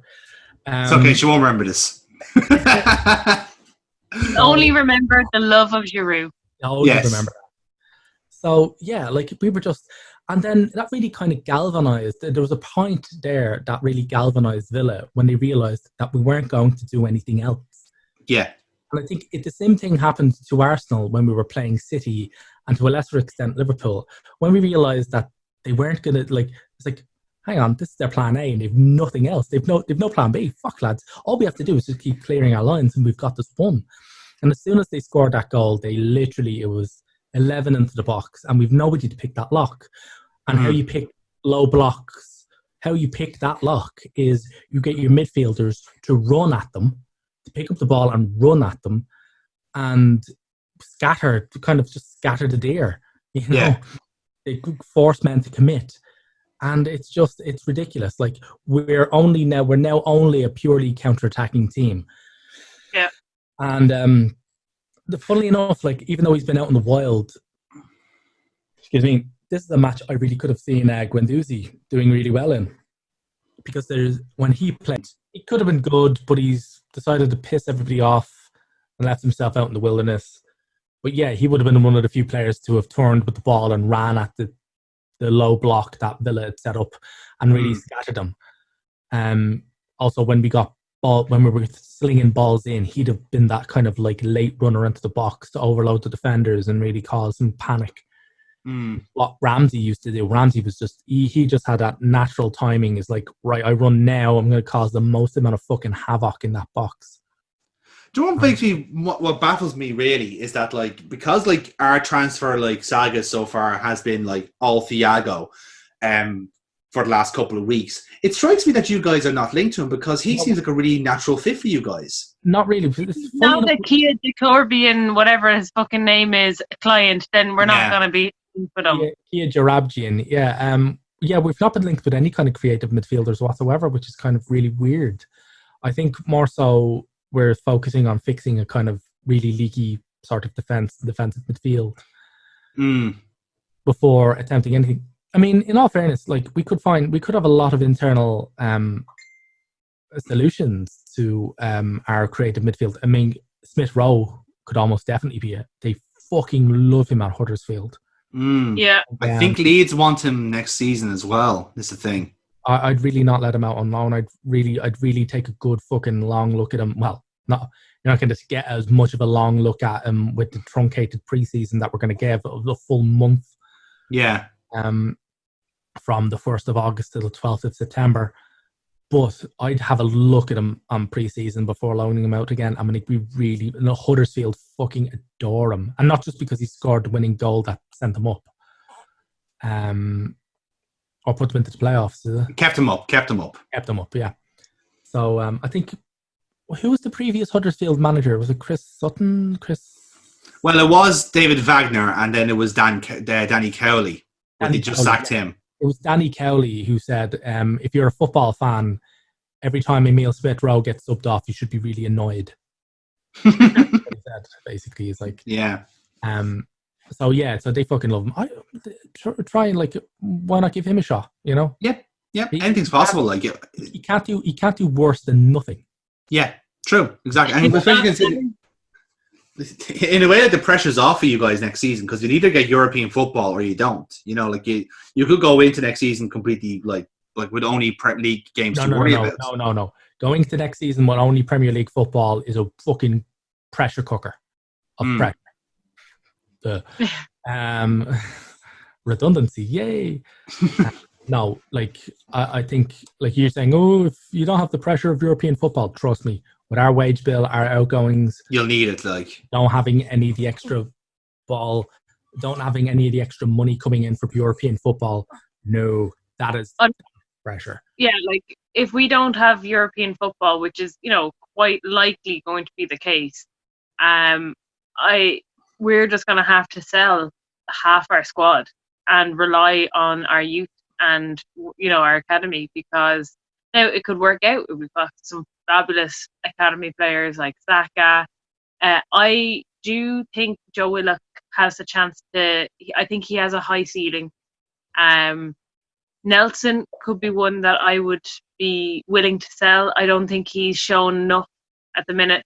Maitland-Niles is looking to leave, but if we can hold on to him, there's good players within the squad there now, but there's also players that can make us money. Yeah, and that's what you have to consider. Yeah, there's going to be that kind of aspect as well to consider. Like, are we going to keep? Are we going to be able to keep Aubameyang and Lacazette? No. And then, okay, well, what one do you get rid of? Which one do you get? I personally would like to keep Aubameyang, our club captain, but more likely than not, he will get the more money. So do we go for selling him and keeping Lacazette? There's a lot of decisions to be made by the club. So it is going to be a very, very weird pre-season, start to the season and transfer window. It'll be hard to see what happens. And a lot does right on the FA Cup final, doesn't it? Like, if you do lose that, then like Arsenal are in quite a lot of, as you said, a bit of a jeopardy there in what to do. So huge amount rides on it. Yeah. Huge amount. And what bothers me is that we've been in this situation before. Yeah. We're counting on European participation arising from a cup final against Chelsea. It's funny how that works. Just history, man. It just runs in circles. Any case, moving on then to the last two games we'll talk about. Man United held to a 1-1 draw with West Ham. Did anyone see the Pogba handball? It was very, very funny. No, I didn't. I think that the Hammers players were actually laughing at him. He was genuinely, they lost their shit at him because, like, what happened was, right, it was a free kick for West Ham, and I think it was, I want to say Soucek or Noble who was going to take it, and he properly leathers it, right? I think it was like a layoff, and he just, like, puts his foot through and hopes to beat De Gea, like, on the top corner, right? Pogba's part of the wall. He's the centerpiece of the wall, right? And he sees that the ball is going to, like, hit him, right? So what he does is, like, obviously you can't see the Zoom call here, but he literally does this and, like, tries to block his face, right? But here's the best part, right? Hits his hands, right? And his hands hit his face like this. And he basically slumps down as if his face has been busted by the ball, like this, right? And even, like, Gary Neville is, like, going, like, ooh, that looks sore. Oh. and then VAR just, like, shows it in, like, frame by frame. It's just like ball hits hands, and he's there, like, because Pogba's pretending he's been hit by the ball with his face, and VAR is going like, ref, you want to have a look at this one, and literally, like, and immediately Neville just, like, fucking heel turns on Pogba. It's great because he just goes like, oh, that looked like a sore one. I hope he's okay. So he put his hands up for the ball. That was stupid. And, like, you imagine Roy Keane there is, like, just, like, eating chairs in the fucking studio watching that, you know. Roy Keane is like, I should have never showed him some GAA matches. Honestly, that's all that was. Like, it was like instinctive, but it was, like, really stupid thing to do. Like ultimately it didn't matter. They just dropped points against West Ham, who just parked up basically. And again, just makes the top four race very, very interesting going into the final day. Yeah. Exactly. Last match day, then we'll talk about then. Yeah, absolutely. So the last one we're going to talk about is Liverpool 5, Chelsea 3, which was our coronation day in that sense. Last home game of the season. We had the trophy presentation. We had the big Liverpool love fest and all this sort of stuff. It was just capped off by a really fun game, like really open, some fucking great goals from both sides. I'm trying to think now because, like, Keita started off the scoring with, like, a genuinely whopper of a goal, like, because it was a fairly even start, and then Keita just kind of brought it to life by, like, just run the ball, kind of what you guys were talking about, what you guys were lacking, you know, like Keita just takes the ball, charges, and just hits it, just fucking goes for it.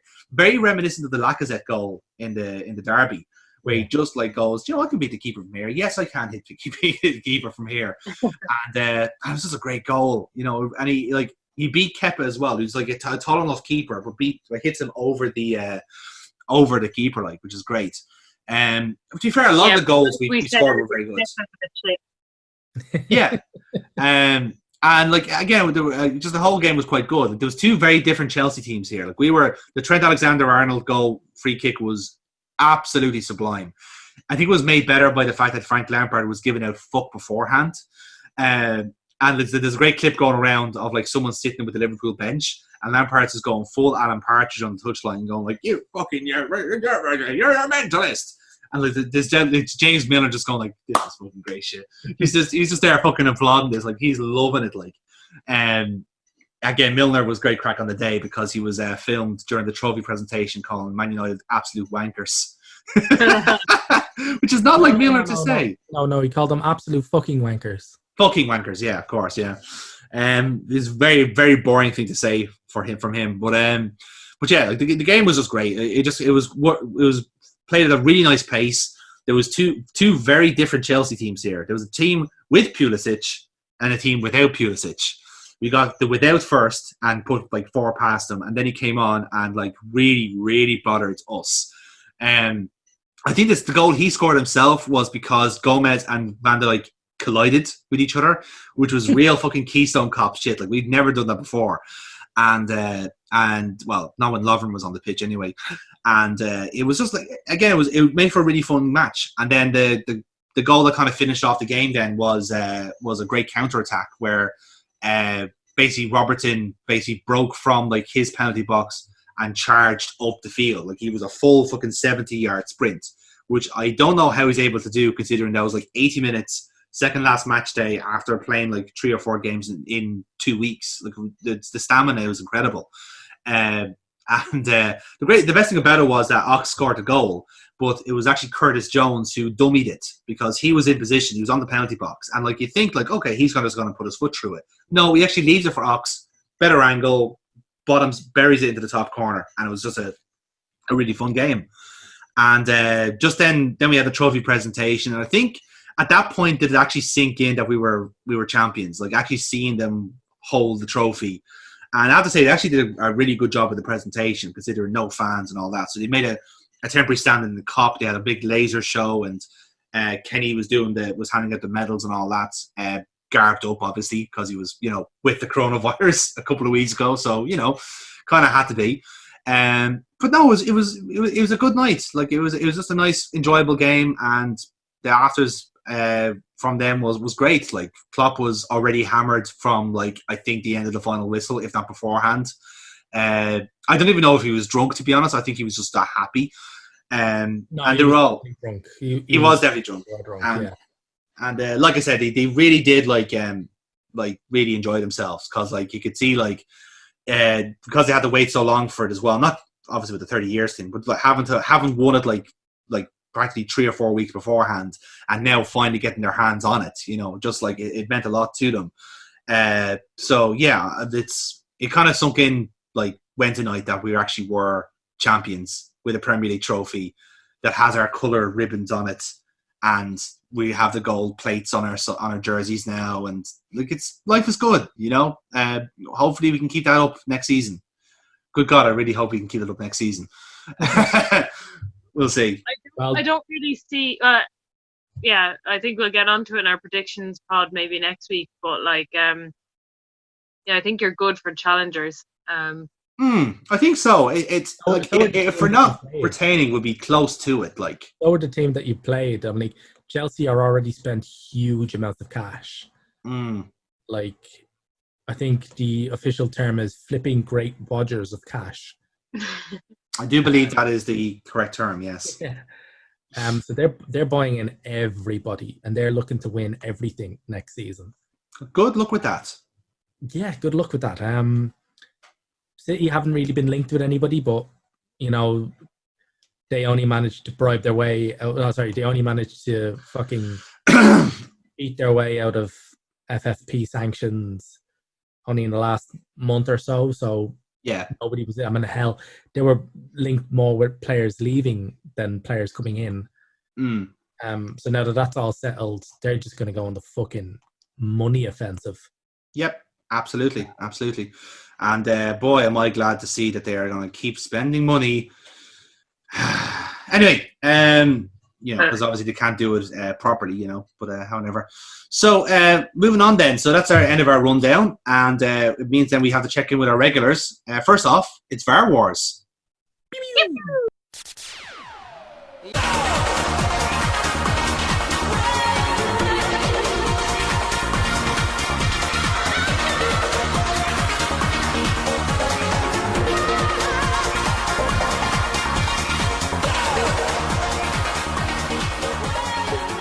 So again, 3 match days to go through here, but we have some developments in VAR Wars. We'll get through them first off. Match day 35. We get there's 2 events to talk about here. First one is a -1 for Aston Villa. The Jack Grealish penalty that wasn't. The hilarious dive where he actually stood on someone else's foot and fell over. What shocked me about that was the fucking verbal gymnastics the commentators went through. Oh yeah, Boyd saying that he dived. Like, call it a fucking dive, you cunt. Anyway, he did. The penalty was rescinded after it was an almost certain dive in the box from England's Jack Grealish. The other event then was for Crystal Palace. They also got a -1 as their goal for Mamadou Sakho was chopped off because he handballed from his shoulder. Oh yeah, that was fucking. I fucking hate the handball rule, lads. I don't know if it comes across. At the World Cup, the Women's World Cup last year, I was absolutely livid with some of the decisions and some of the goals that were given and penalties that were given because of this handball rule. And when I heard that the Premier League were not adopting all of the rules that were in the World Cup, I just assumed that would be one of them that would be gotten rid of because it was so counterproductive. Yeah. But yeah, no, it is one of the things that is really grating on me as well. Now, it has hilariously cost Spurs a couple of goals, which, I would forever be grateful for. But had that been to an Arsenal player, I would be livid. So, yeah. Swings and roundabouts. Then it was a relatively busy match day 36 then for VAR. 4 events in total. -1 for Bournemouth as the Josh King, who very much knew he was offside, it still had to be confirmed by VAR because he actually wasn't as offside as he thought he was. Stones nearly played him on. It was just a matter of like a half a foot. So, like the way like kind of King just like sprung on the ball, you thought he was like well off, but no, the VAR actually had to check it. So -1 to Bournemouth regardless. +1 though to Burnley, as they had got a penalty after there was a handball observed in the Wolves box, and Chris Wood capitalised on it. So that good for them, I guess. Crystal Palace then got another -1, 2 in a week, basically, poor bastards, as Jordan Ayew's goal was ruled out for offside. It was marginal, but it was definitely offside. And then Man City, shockingly, got themselves a -1 as well in that game against Bournemouth. It was the Gabriel Jesus penalty was rescinded after VAR said no foul, basically. It had looked like Jesus had fallen over, but actually just slipped on like Cook's foot. Wasn't technically a dive, he just lost his footing, and the ref initially gave a penalty. So it was just rescinded by VAR because it was a bit of a nonsense decision. So yeah, bad luck to them. Then in match day 37, then 4 events to talk about. Another -1 for Bournemouth as Sam Surge's goal was ruled out as Callum Wilson was offside in the build-up. Then a -1 then for Norwich as Emi Buendia's sending off was very much confirmed for VAR because he tried to elbow his opponent in the back of the neck, which is bad. It's against the rules. Yes, it's often frowned upon. We actually did breeze over that match, but like Norwich had 2 players sent off in that because their season. They ended with 9 men, and like nobody gives a fuck. Yeah, exactly. So see you in 2 years' time, Norwich, I guess. But then we had some actual positive points to give out. First one was to Southampton, as a penalty was given after handball was spotted by David Brooks in the penalty area. Very similar to the Sakho one. They kind of like hit upper arm, but still given. So good on Ings took the penalty, but it was saved. And then a +1 then to West Ham. We mentioned the Paul Pogba, not the face penalty. Oh, yeah. That was VAR approved, so that's a +1 to West Ham. So as we go into the final match day of VAR Wars, we have a 3-way tie for both winners and losers of our wars. Ooh, So shit.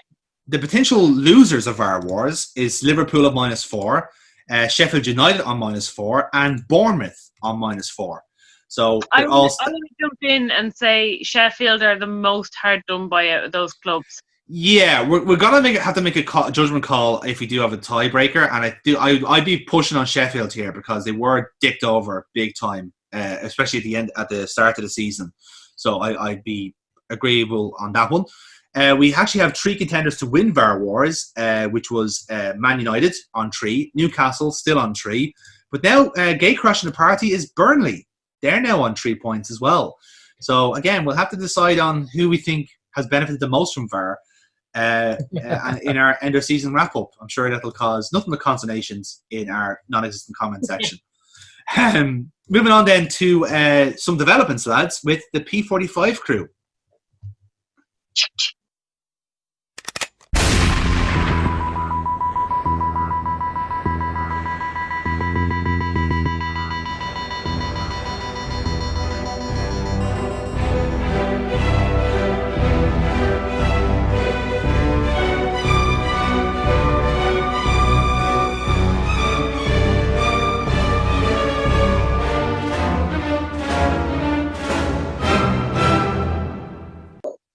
I was hoping somebody was going to do the jingle.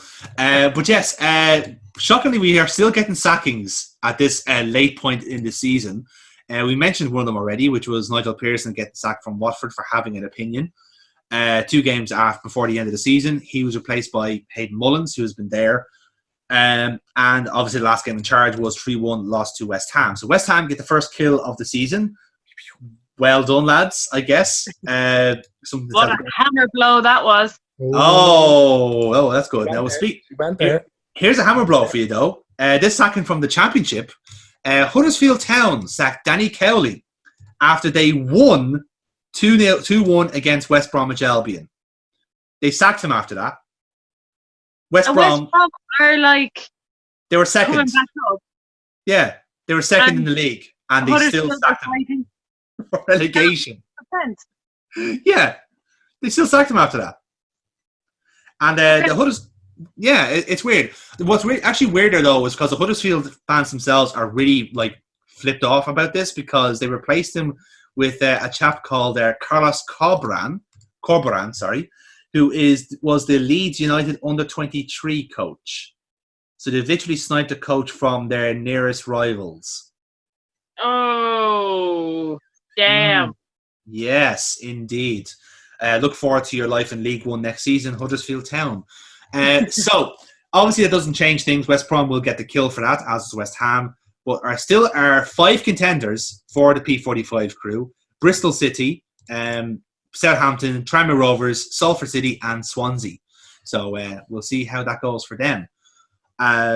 So again, we'll have to make a judgment call and our end of season review. Who is the killerest of them all? Do we have time for Sat Attack chat, lads? Yes, I think we do have time for Sat Attack.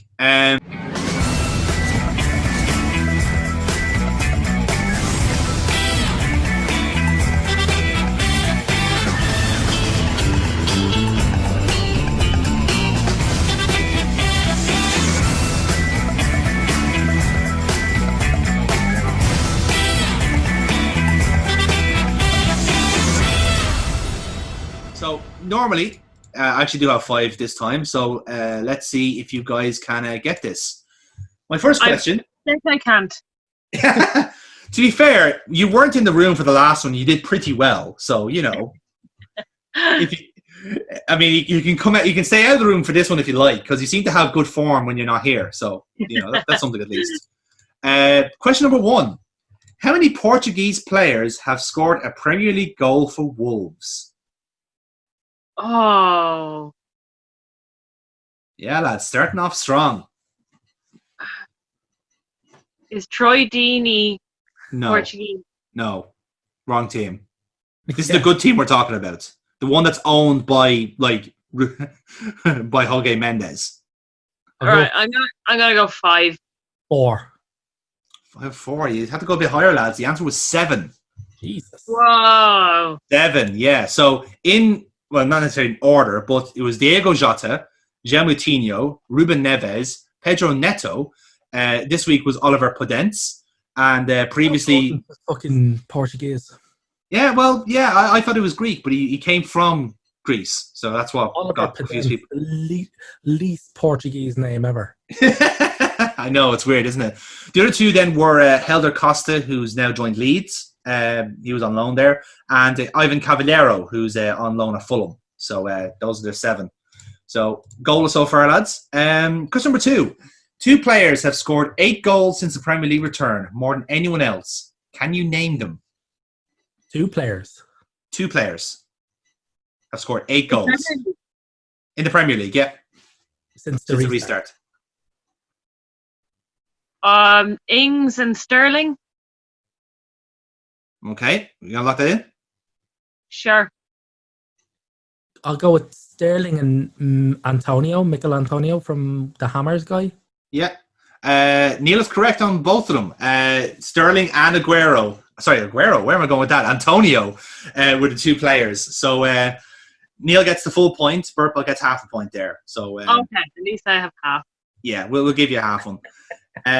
Question number 3. Which goalkeeper out of Europe's top 5 leagues has the lowest save percentage? So essentially I'm asking, who is the shittest goalkeeper in Europe? I'd like to think this is like a trick to make us say Pickford.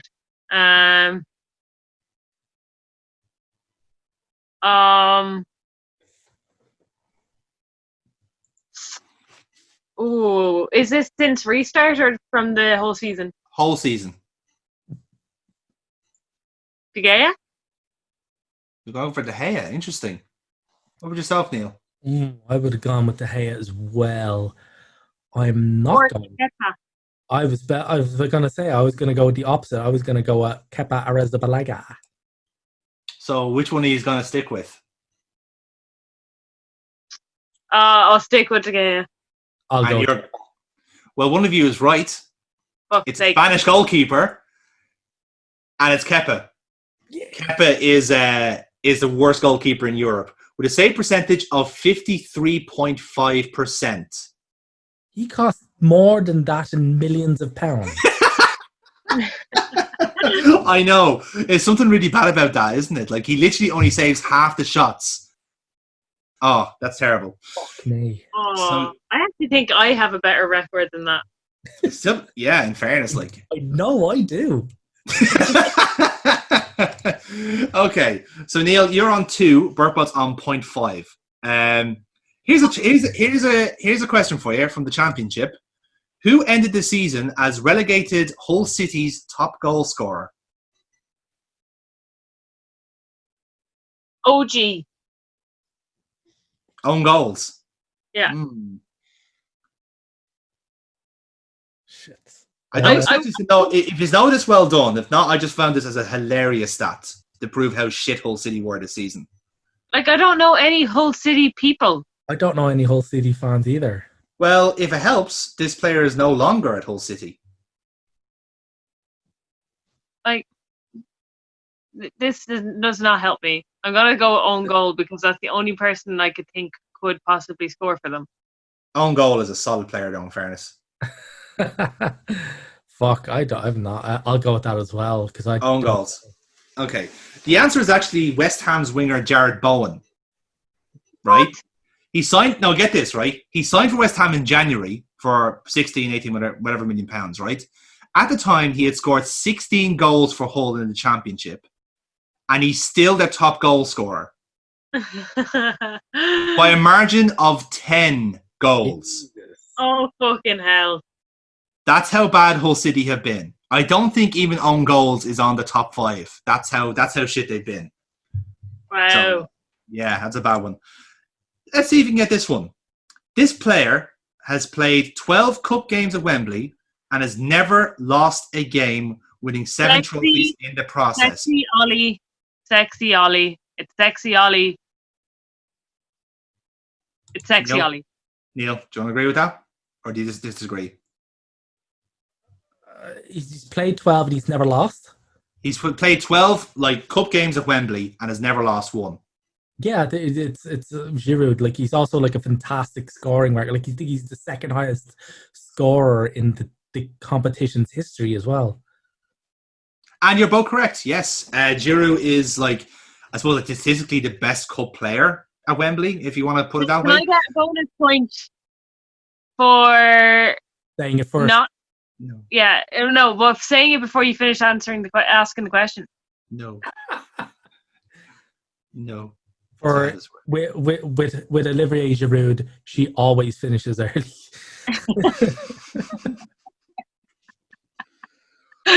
You were doing so well in this podcast, but we always revert to the mean. Then it was okay. No. I could make these jokes while holding my baby daughter. So she's too young to learning. He's learning the sexiness of Giroud early. Learning, yes. Yes. I don't really want her learning that at 5 weeks old, though. No, in fairness. So yes, the stat attack ends 3-1.5. Well done to Neil. So we just have enough time then, lads, for our favourite segment and yours, the Hand of Cod.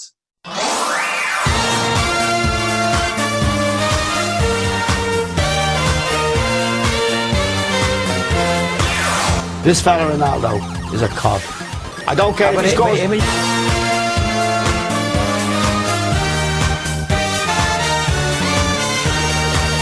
I thought he was fucking dreading.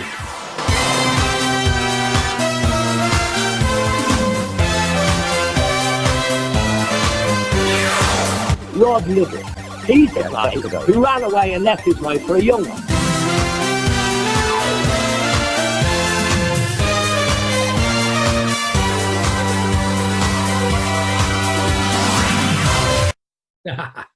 Oh yay! So who wants to bat up first? Yes, I'll go first. So shockingly, in a twist and turn of events, my cod is John Delaney. No, what's happened to him now? Well, okay. A couple of things. As I have mentioned, I now play soccer. I play football within the Irish League. And with him gone, some other people have taken it upon themselves to actually promote women's soccer. And it's actually getting decent promotion. There's being live streams of matches. I have been included in live streams of matches. There are people tweeting out, this stuff didn't happen under John Delaney. Now, I'm not saying he's directly involved with blocking this, but in my mind, he is. But that's not why he's my cod. My cod, John Delaney, has been talking this week about how unfairly he was treated by just the media. So he's kind of gone a bit Trumpian on this and kind of blaming the fake media. He didn't use the term fake media or fake news or any of that, but you could pretty much see that was the tone that he was taking. So this information that I'm going to be quoting from is from Courts News Ireland Twitter. And basically, the FAI are in court because of all of their dodgy dealings. And as a sworn statement, John Delaney has basically pleaded ignorant.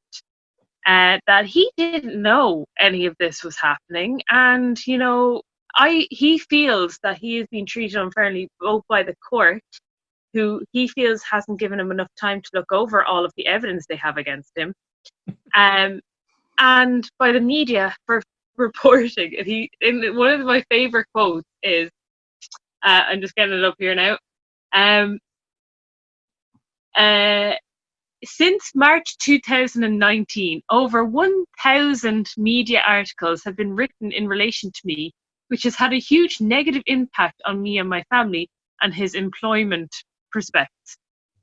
He is now having to work 60 to 80 hours on his new project.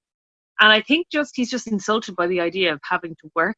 I don't think the fact that it's loads of hours that he's working, I think it's just... He also doesn't specify 60 to 80 hours in what? Like, is it 60 hours per week or per month or per year? Yeah, exactly. So what he's currently working on is softcore porn knowing him. a startup business which provides essential services to public bodies in the UK during the COVID-19 pandemic. So yeah, probably hookers, to be fair, or cocaine. Could be both. But yeah, no, he thinks that all of these articles that are reporting on the things he did is negative to him, and he feels like he's getting a rough deal. I think I choose to believe that these lads don't know what witch hunts actually are. So when something happens to this, like, basically this fucking, like, this slab of corned beef of a human being, suddenly just like, oh, they're all out to get me. They're all going to get me. It's like, yeah, do you know why? Because you're a corrupt bastard. That's fucking why.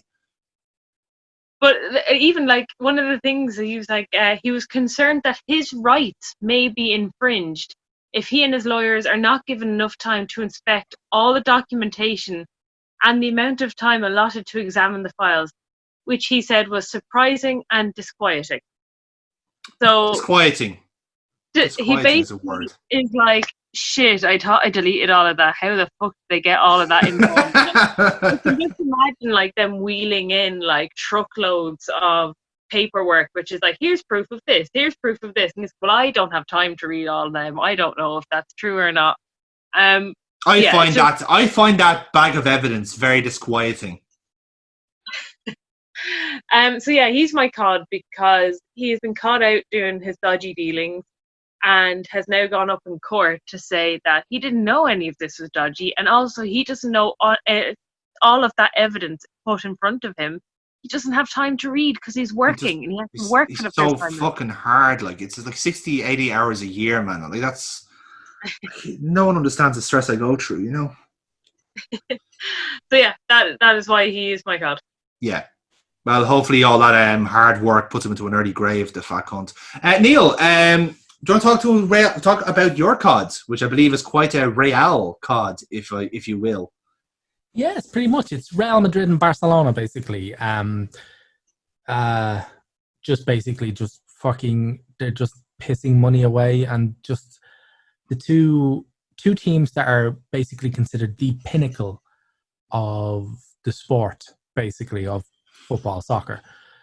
They're the zenith. They're literally the twin prongs that we hold up and go, look, these guys are the fucking shit. We all remember the fucking Real Madrid Galacticos, you know, a team that looked like they were, on paper, was fucking invincible. You know, we all remember the Barcelona team that was widely considered one of the greatest teams ever assembled. Over the past 2 to 3 years have slowly descended into smouldering piles of absolute fucking garbage. Real are a fucking... it's a fucking clown card. They're fucking... The only reason Real aren't being ripped apart anymore is because things are going so badly at Barcelona that they're kind of using them as a kind of like human shield made out of shit. The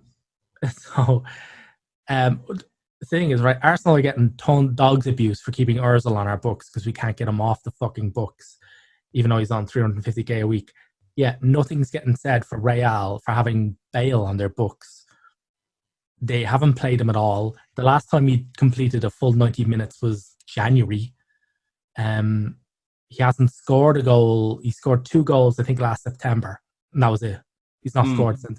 Out of the available 990 minutes of game time, he's done 100 of them. He's not played in the last 7 games. He's not made the squad for 2. And all you just need to do is look at the pictures of him during their celebrations when they won La Liga. Now, the thing is, also another reason why nobody's really slagging off Real is because they won the league. Yeah. Just the looks on him. He did not want to fucking be there. Why he didn't just leave, and it's unbelievable. And the problem is they can't get rid of him. Last year, fucking Zidane said, I think it's better for everybody if he leaves. He was going off to China, and then only for Perez to nix the deal at the last minute by demanding a fee. So they were literally going to give him for nothing. They were just like, you take his wages off our books, because they are paying him 30 million a year. Oh my God. So he's not going anywhere. He's contracted for another 2 years. So that's 60 million in wages they're going to pay to him for him to come in, train, leave, and play golf. Yeah. And he has a fucking sussed out, to be fair. Like, I mean, he doesn't give a shit. Like, he's a fucking made man. Like, he's absolutely, completely, totally loaded. But the thing is, like, he can't be enjoying himself there. He just can't be. I mean, the medal he picked up was his 7th major honor at Real Madrid. 7. I mean, he scored in 2 Champions League finals, winning goals in both of them. I mean, but he was never liked there. That was the difference. Like, there was always a culture against Bale because he wasn't Ronaldo. He was brought in alongside Ronaldo, and he was fine then. Then, when they got him to replace Ronaldo, he just didn't put the work. Well, the consideration was that he didn't put the work in because, you know, he didn't really mingle that well with the other players and all this other shit. He always performed on the pitch, but it was more of a personality clash than anything else. And then Zidane came in, and Zidane just will not play him. That's the one criticism I have with Zidane, is that you're either with him or against him. He's not very obliging in that sense. He will not, if he just doesn't like you, he will just sell you. And I think that's one of his negative traits, because like you have to have the team in his image. With Ceballos, like, that's one of the things that we could get a bargain, because Real Madrid don't want him. Now, I think the player wants to go to Real Madrid, but like, they don't want him, so it's Zidane hates Ceballos. Actually, personally, does not like the fucker. So the chance that we might get Ceballos for, like, Ceballos' initial fee was 50 million quid when we took him on loan. Now, if any of the rumours are to be believed, we could get him for as little as 20, which would be a fucking steal for a player of that calibre. Yeah. That's brilliant. But when you look, that team's not got any legs. You look at them, 8 players that hoisted that trophy are all over the age of 27. All right? So it's just... Actually, no, sorry. When they won the 2017 Champions League, 8 of the players were over the age of 27. So they're all now into their 30s. And they're just like fucking crap. Hazard has gone there and done fuck all. He scored 1 goal. Even he himself has said this is the worst individual season for him ever in his career. He's never had a worse season in his life. In his first season at Real Madrid, for fuck's sake. Oh my God. And they've won the league. If anything, this is a real commentary on how poor Spanish football has become. It's just how poor, like, Real and Barcelona are. Luka Jovic signed for 60 million. Yeah, jeez, I forgot about him. Yeah, he scored 2 goals. Yeah, wasn't he loaned out then as well? It's ridiculous. Like, it's crap, and they're going all out for hot young Brazilian talent, and it's just not working out for them. So it's absolutely fucking terrible, and they're only surpassed in this terribleness, pure terribleness, by Barcelona. And an Atletico team in transition. Yeah, really. Atletico are in transition, so you can forgive a lot in transition, but you can't do that with Barcelona or fucking Real Madrid. You know, Barcelona haven't promoted anybody from La Masia in fucking years. They're just buying in all this shit hot talent, and it's not worked. The last 3 transfer windows, they've spent over 100 million on 1 player, and it's not worked out every single time. Ousmane Dembele is constantly injured. Felipe Coutinho is on loan to Bayern Munich because they just can't get anybody to buy him. They just can't find anybody fucking stupid enough. And I, by the way, commit that to record, because I will firmly bite this bullet if it comes back to figure out that Arsenal are the suckers to take him. Neil, I've been here before with Balotelli to Liverpool. Do not do it.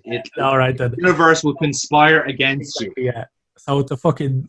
Like we literally just spoke about how we need a attacking, creative midfielder, and there's, you know... Well, he's huge. Like, if we didn't have Ozil on the books, I'd say, all right, fine, maybe.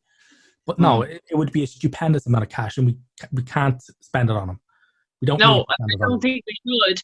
But his agent is Rabin. There we go.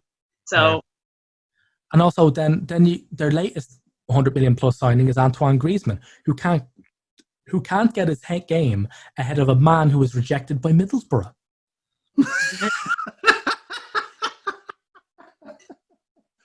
To be fair, like that Martin was Braithwaite always going to end badly. Here is 2012 football summed up in a sentence that is completely 100% fucking true. Martin Braithwaite is keeping Antoine Griezmann out of the Barcelona starting 11. Yeah. Just end the whole fucking thing now.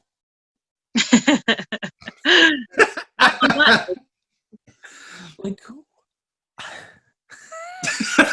he can't even speak. He's finished. That sentence killed him. That was it.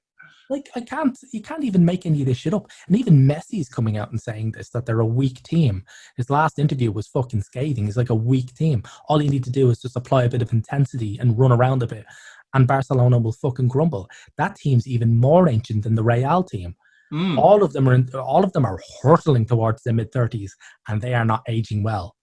You know, all them sitting around thinking that they're going to age like a fine wine. Like, well, if you mean age by you mean it turns into fucking vinegar, then yeah. See, the curious thing for me as well is that, like, because there's always been like a feeder system in Spain where like good hot shot players in like the lower teams get poached by the big teams, and it's like that. It's same in Germany, like it's same in Italy as well.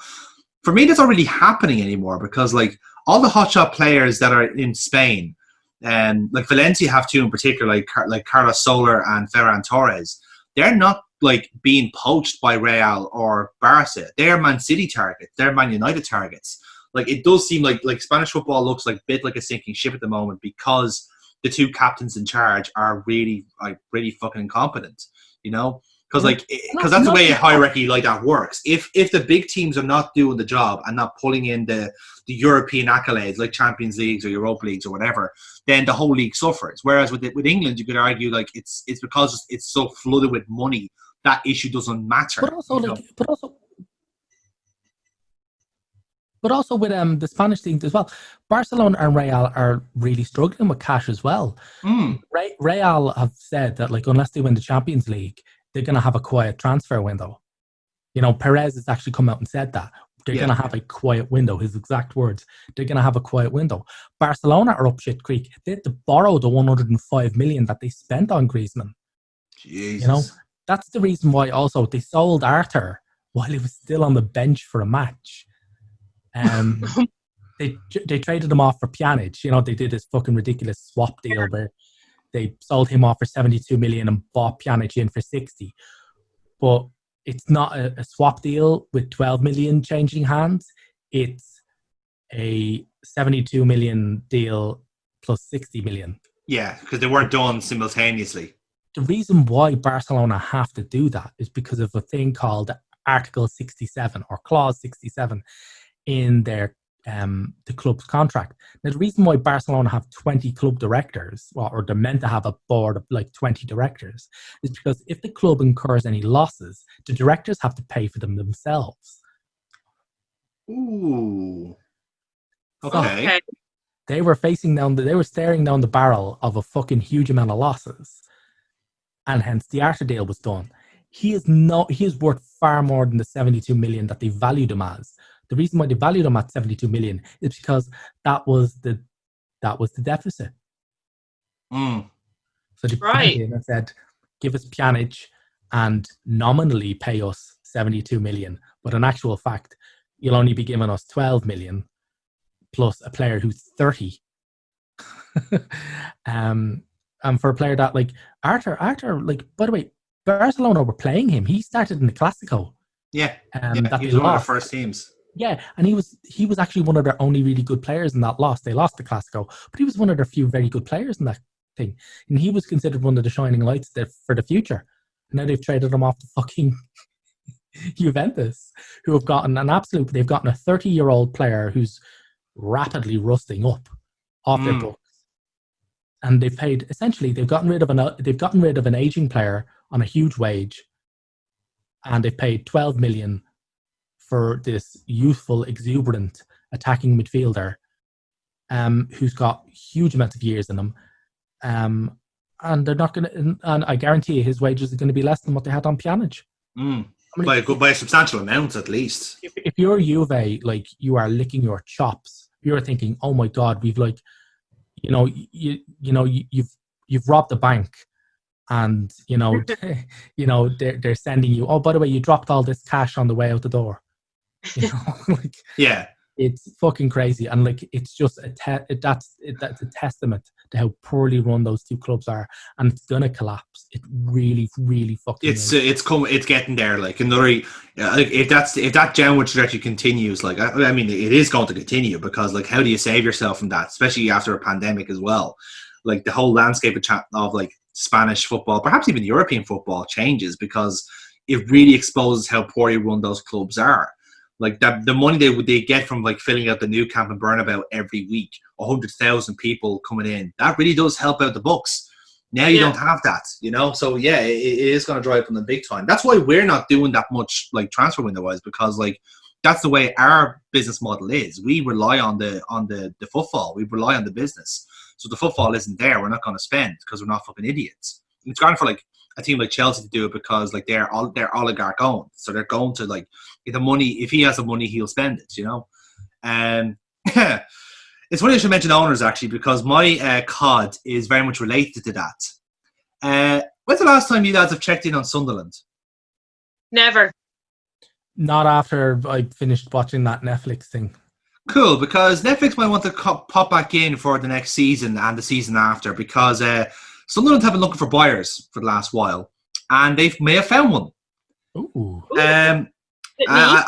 It's not you. Although, in fairness, I think you might actually be more legitimate. I am going to be able to marry now my two great loves, which is talking about shit football clubs and Formula 1. Who remembers Haas F1 last season? Oh, God. No. Who remembers Rich Energy? Oh, no. Rich Energy have a bid in to buy Sunderland. So, for those uninitiated, allow me. Please tell me this is a story from one of your fucking Sega files. Unfortunately, Neil, if you check the Guardian right now, you'll see an article about it. So, Rich Energy, right, is owned by a complete fucking charlatan called William Story. And hi, William, if you're listening to this podcast, I know you have a habit of cease and desisting people who talk shit about you. Fucking come knock on my door and I'll show you a few stories about how much of a prick you are. So the story about this is, I'm kind of. So here's the thing, right?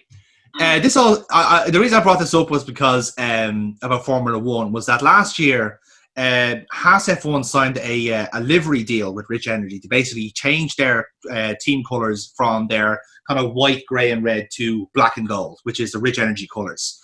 And it looks like black and gold have always been a great car look for a car. Like it's always been successful. So they've obviously thought like, oh, this looks cool. This looks like chic and all that. And there's the Rich Energy logo planted everywhere. And then William Story, who's the CEO of Rich Energy. Fun fact about Rich Energy, he is CEO, and an anonymous Austrian scientist is the co-owner because he made the formulation for Rich Energy, which is still protected by a patent. So we don't know who made Rich Energy. We don't know what Rich Energy is made of. We just know that it exists. And that's all that people should know, according to this fucking caveman, William Story, because he looks like one from the fucking like wacky races. Kind of appropriate in that sense. But so during the season last year in Formula 1, William Story pulled his funding for Haas F1, citing that they weren't being successful enough on track. With like Haas are one of the backmarkers, so they are going to struggle for points and all that. And the way he painted it was that it was sort of the case that Haas were start off strong and then tapered off. But if you watch the fantastic Drive to Survive Netflix series, you'll see the man, the legend, the myth that is Gunther Steiner saying, right, wankers, here's the real story. Rich Energy pulled the money from the start of the season because they wanted to buy an F1 team, not sponsor one. They wanted to buy Williams. And Williams said, fuck off, we don't trust you. And rightfully so. They wanted to buy Racing Point or Force India at the time. And they said, fuck off, we don't trust you. Yeah. Like literally, like Lawrence Stroll, who owns Aston Martin, by the way, literally went, that's nice. Get the children out of the room. Here's your money. And that's basically how it went. So Haas was their third choice for F1, right? And because like they were down the field and they weren't getting the money that they wanted, they pulled the sponsorship. But again, the real story to that was that Rich Energy were getting sued because they nicked their logo off white bikes. And if you look at the logo, it's exactly the same. It's like kind of like a reindeer antler type formation with like a central like point down. So it's exactly the same logo. And during the British Grand Prix, they were in court, like disputing this claim. And around the time then, this is when the money was pulled. So William Story is a bit of a joke, quite honestly. He's a complete and utter spoofer, a charlatan, like something that fucking Alan Partridge or Chris Morris would have made up, right? Like, he is not a real human being. And to be fair, like, he comes across like that in the F1 documentary, because like he's there for like 2 minutes going, I think Haas is going to be a strong team this season. And you don't see them ever again. Like, it's literally the only time he makes himself available for the documentary, because he's been caught out by literally every smart person in the business. Fast forward then a year, and Sunderland are desperate for buyers. And Rich Energy tweeted today that they've signed an exclusive sponsorship deal with Sunderland on the eve of them potentially taking over the club. So not only have the deal and takeover not actually happened yet, but Rich Energy have done an early announcement of it. And William Story, the prick himself, has tweeted a picture of the Sunderland jersey with Rich Energy all across the jersey. Right? It looks awful because it literally looks like Rich Energy has been like stuck onto it. Like, you know, like how like the Newcastle jersey looks with the awful fucking fun 88 logo stuck onto the stripes. Yeah. It's the exact same thing, except it's so like obtuse that it looks so like out of place. But this guy tweeted this. Like, the bid is not official. He just said, we have signed up with Sunderland. Here is the jersey. And like literally every Sunderland fan you can actually separate the Sunderland fans who have either watched F1 or at least the documentary, and ones who haven't. The ones who haven't, they're going like, this is brilliant. This is just the stimulus package the club needs to get us back into the Premier League. And then everyone in the know goes, mate, have a cup of tea. I need to sit you down here and talk to you about this. This guy's a joker. This guy's a complete joke. And like the fact that I had to bring this up because it broke today, and like I guarantee you, like tomorrow or the next day, everyone will have debunked this and said, yeah, this takeover isn't actually happening. All of that was bullshit. How much would you get for Sunderland? How much is Sunderland even worth now? This is the problem. You see, here's the thing about that.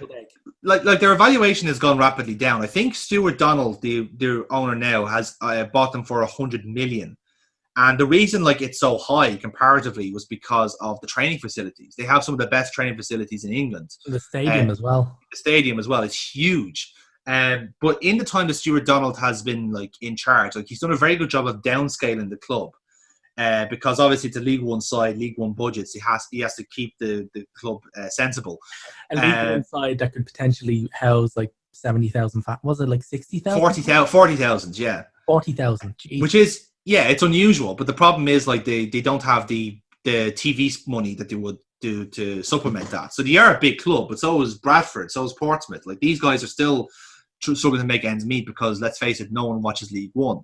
So like he's had to sell off stuff. Like they had a cryotherapy chamber they'd never used, so they sold that off. They sold off their main players, a lot of players on loan, that type of deal.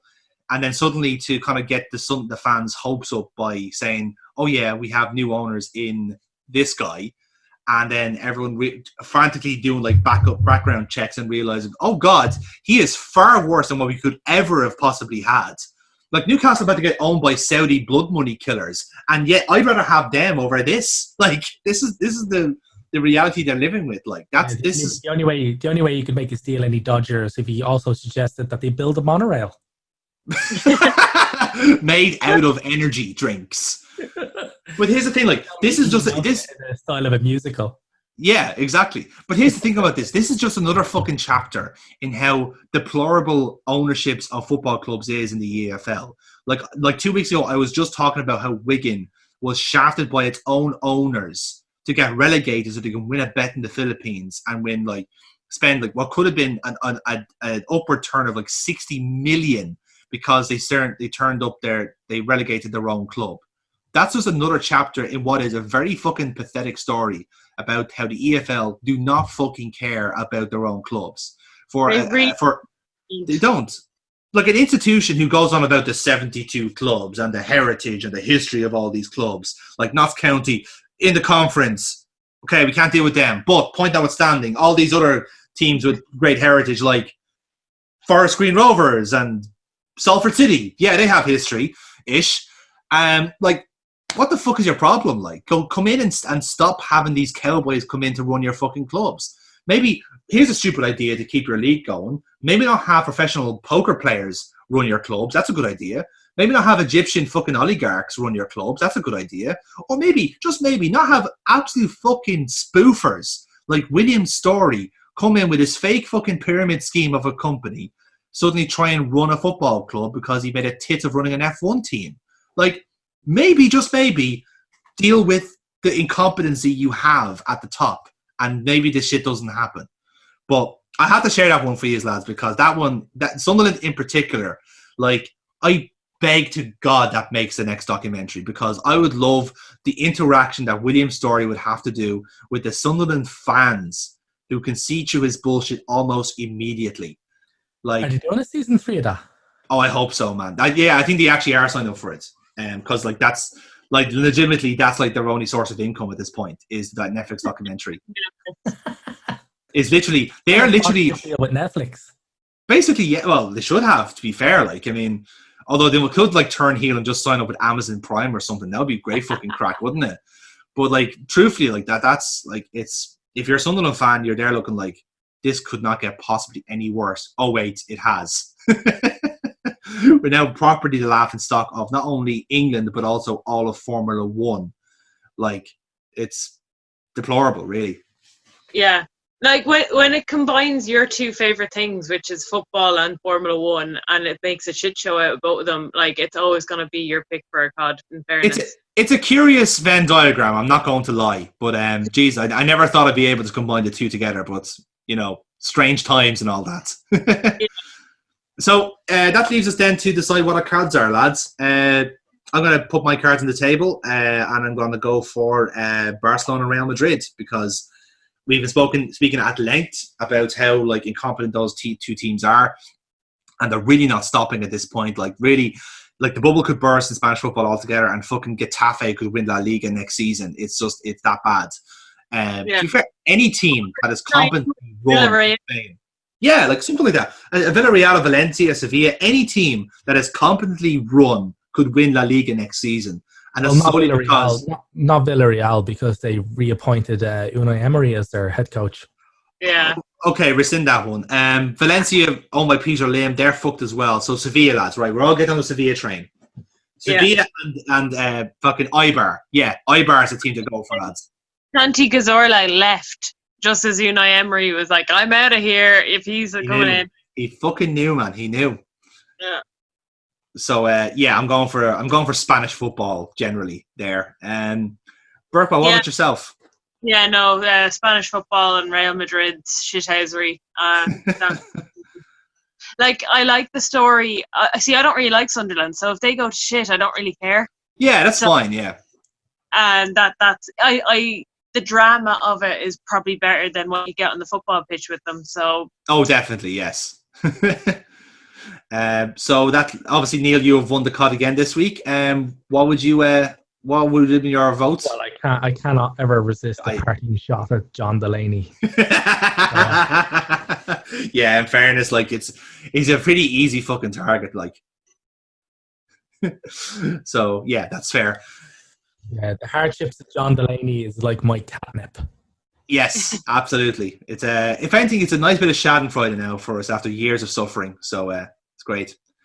In any case, that's the end of this podcast, lads. Again, thank you for listening to both parts of that. We've had a very jumbo rundown. Thankfully, we've caught up to all the football, and we've got one more to talk about, which we'll do our end of season review next week or the week after, whenever we're all free. But thank you all for listening, and we'll talk to you next time. From myself, Jonathan, Burpbot, and Neil, and Erin. Let's not forget the baby in the corner that Neil is pointing to on camera, because you have to get her in too. It's nice and equal now. We've got 2 women and 2 men now on the podcast. It's great. One's 5 weeks old. One's 5 week old, and the other is the mentality of a 5 week old. Yes, that's true. That's only when she's talking about Giroud, though, in fairness. So, all right, guys, thank you for listening, and we'll see you next time on Liquid Football. Until then. Bye. Bye.